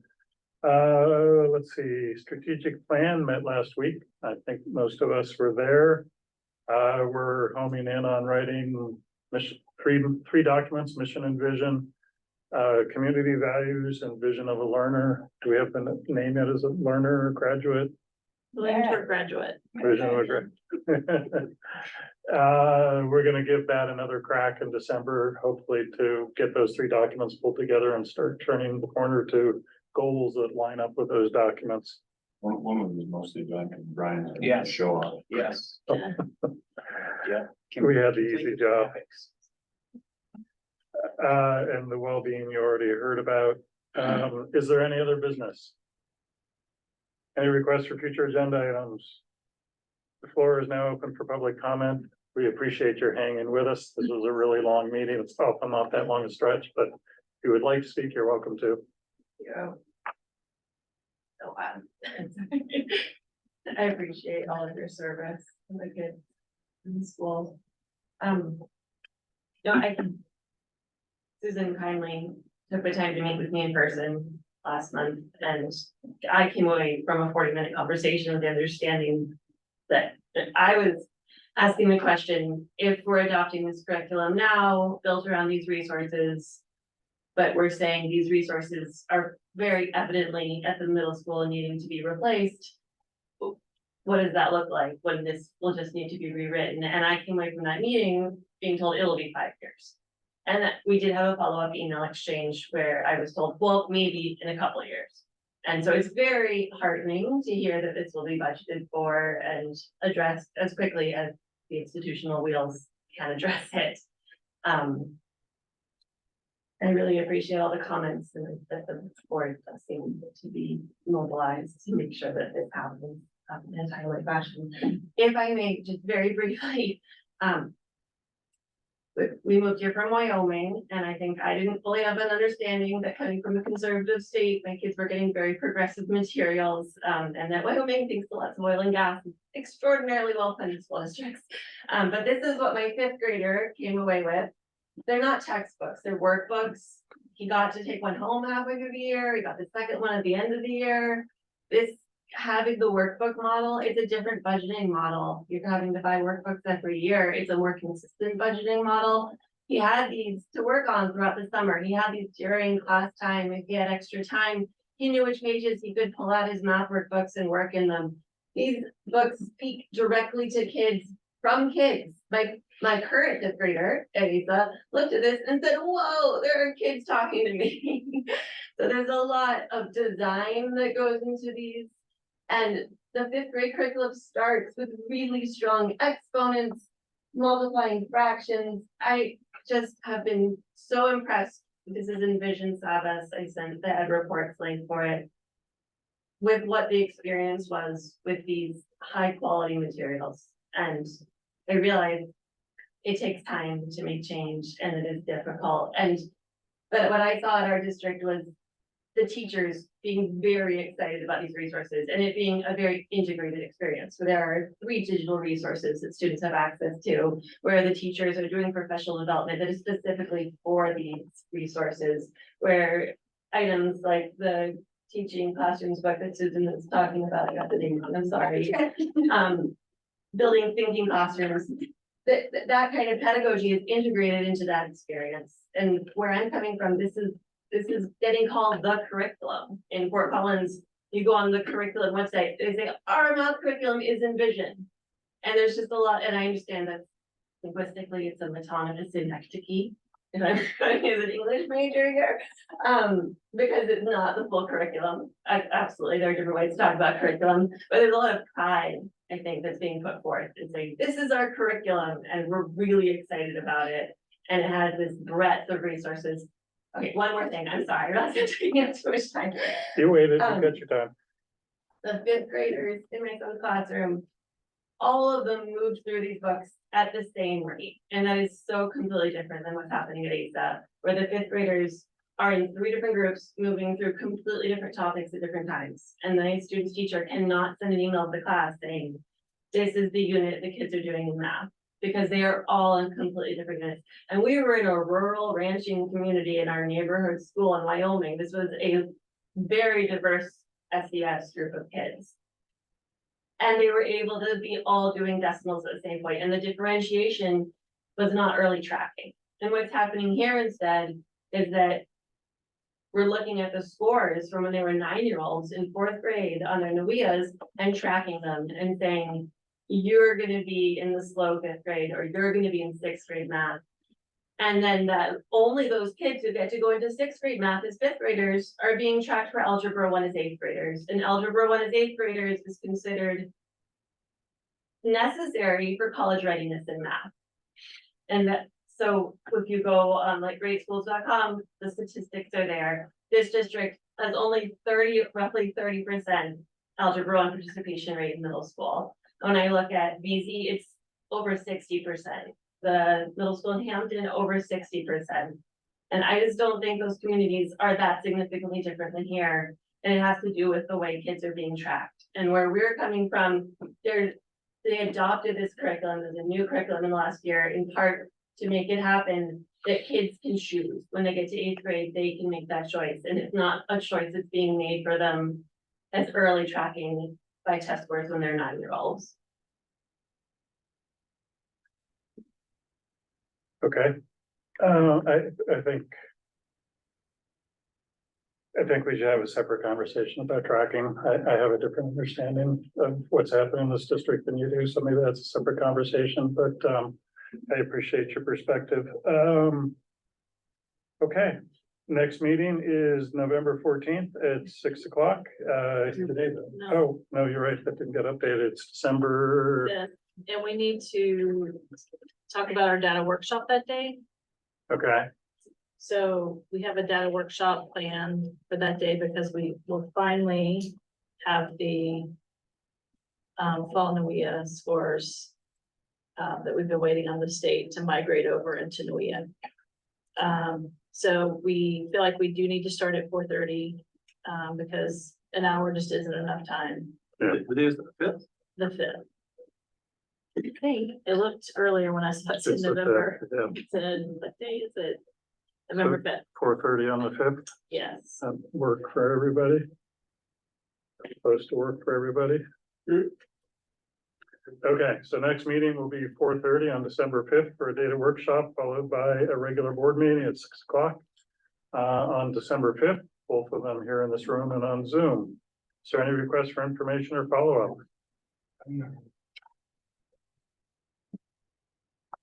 What'd you say? Dana? The Tuesdays, so we still have class.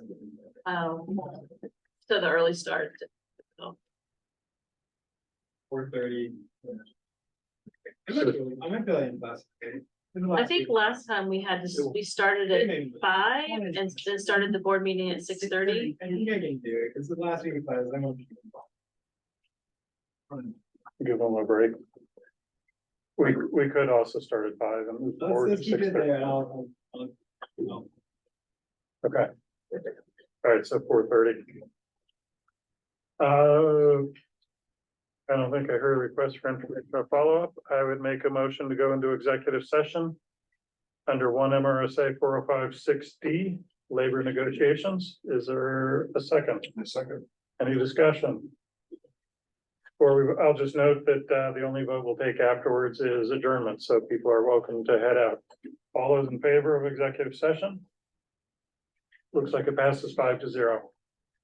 We'll take a very brief break as we transition, and then we're in executive session.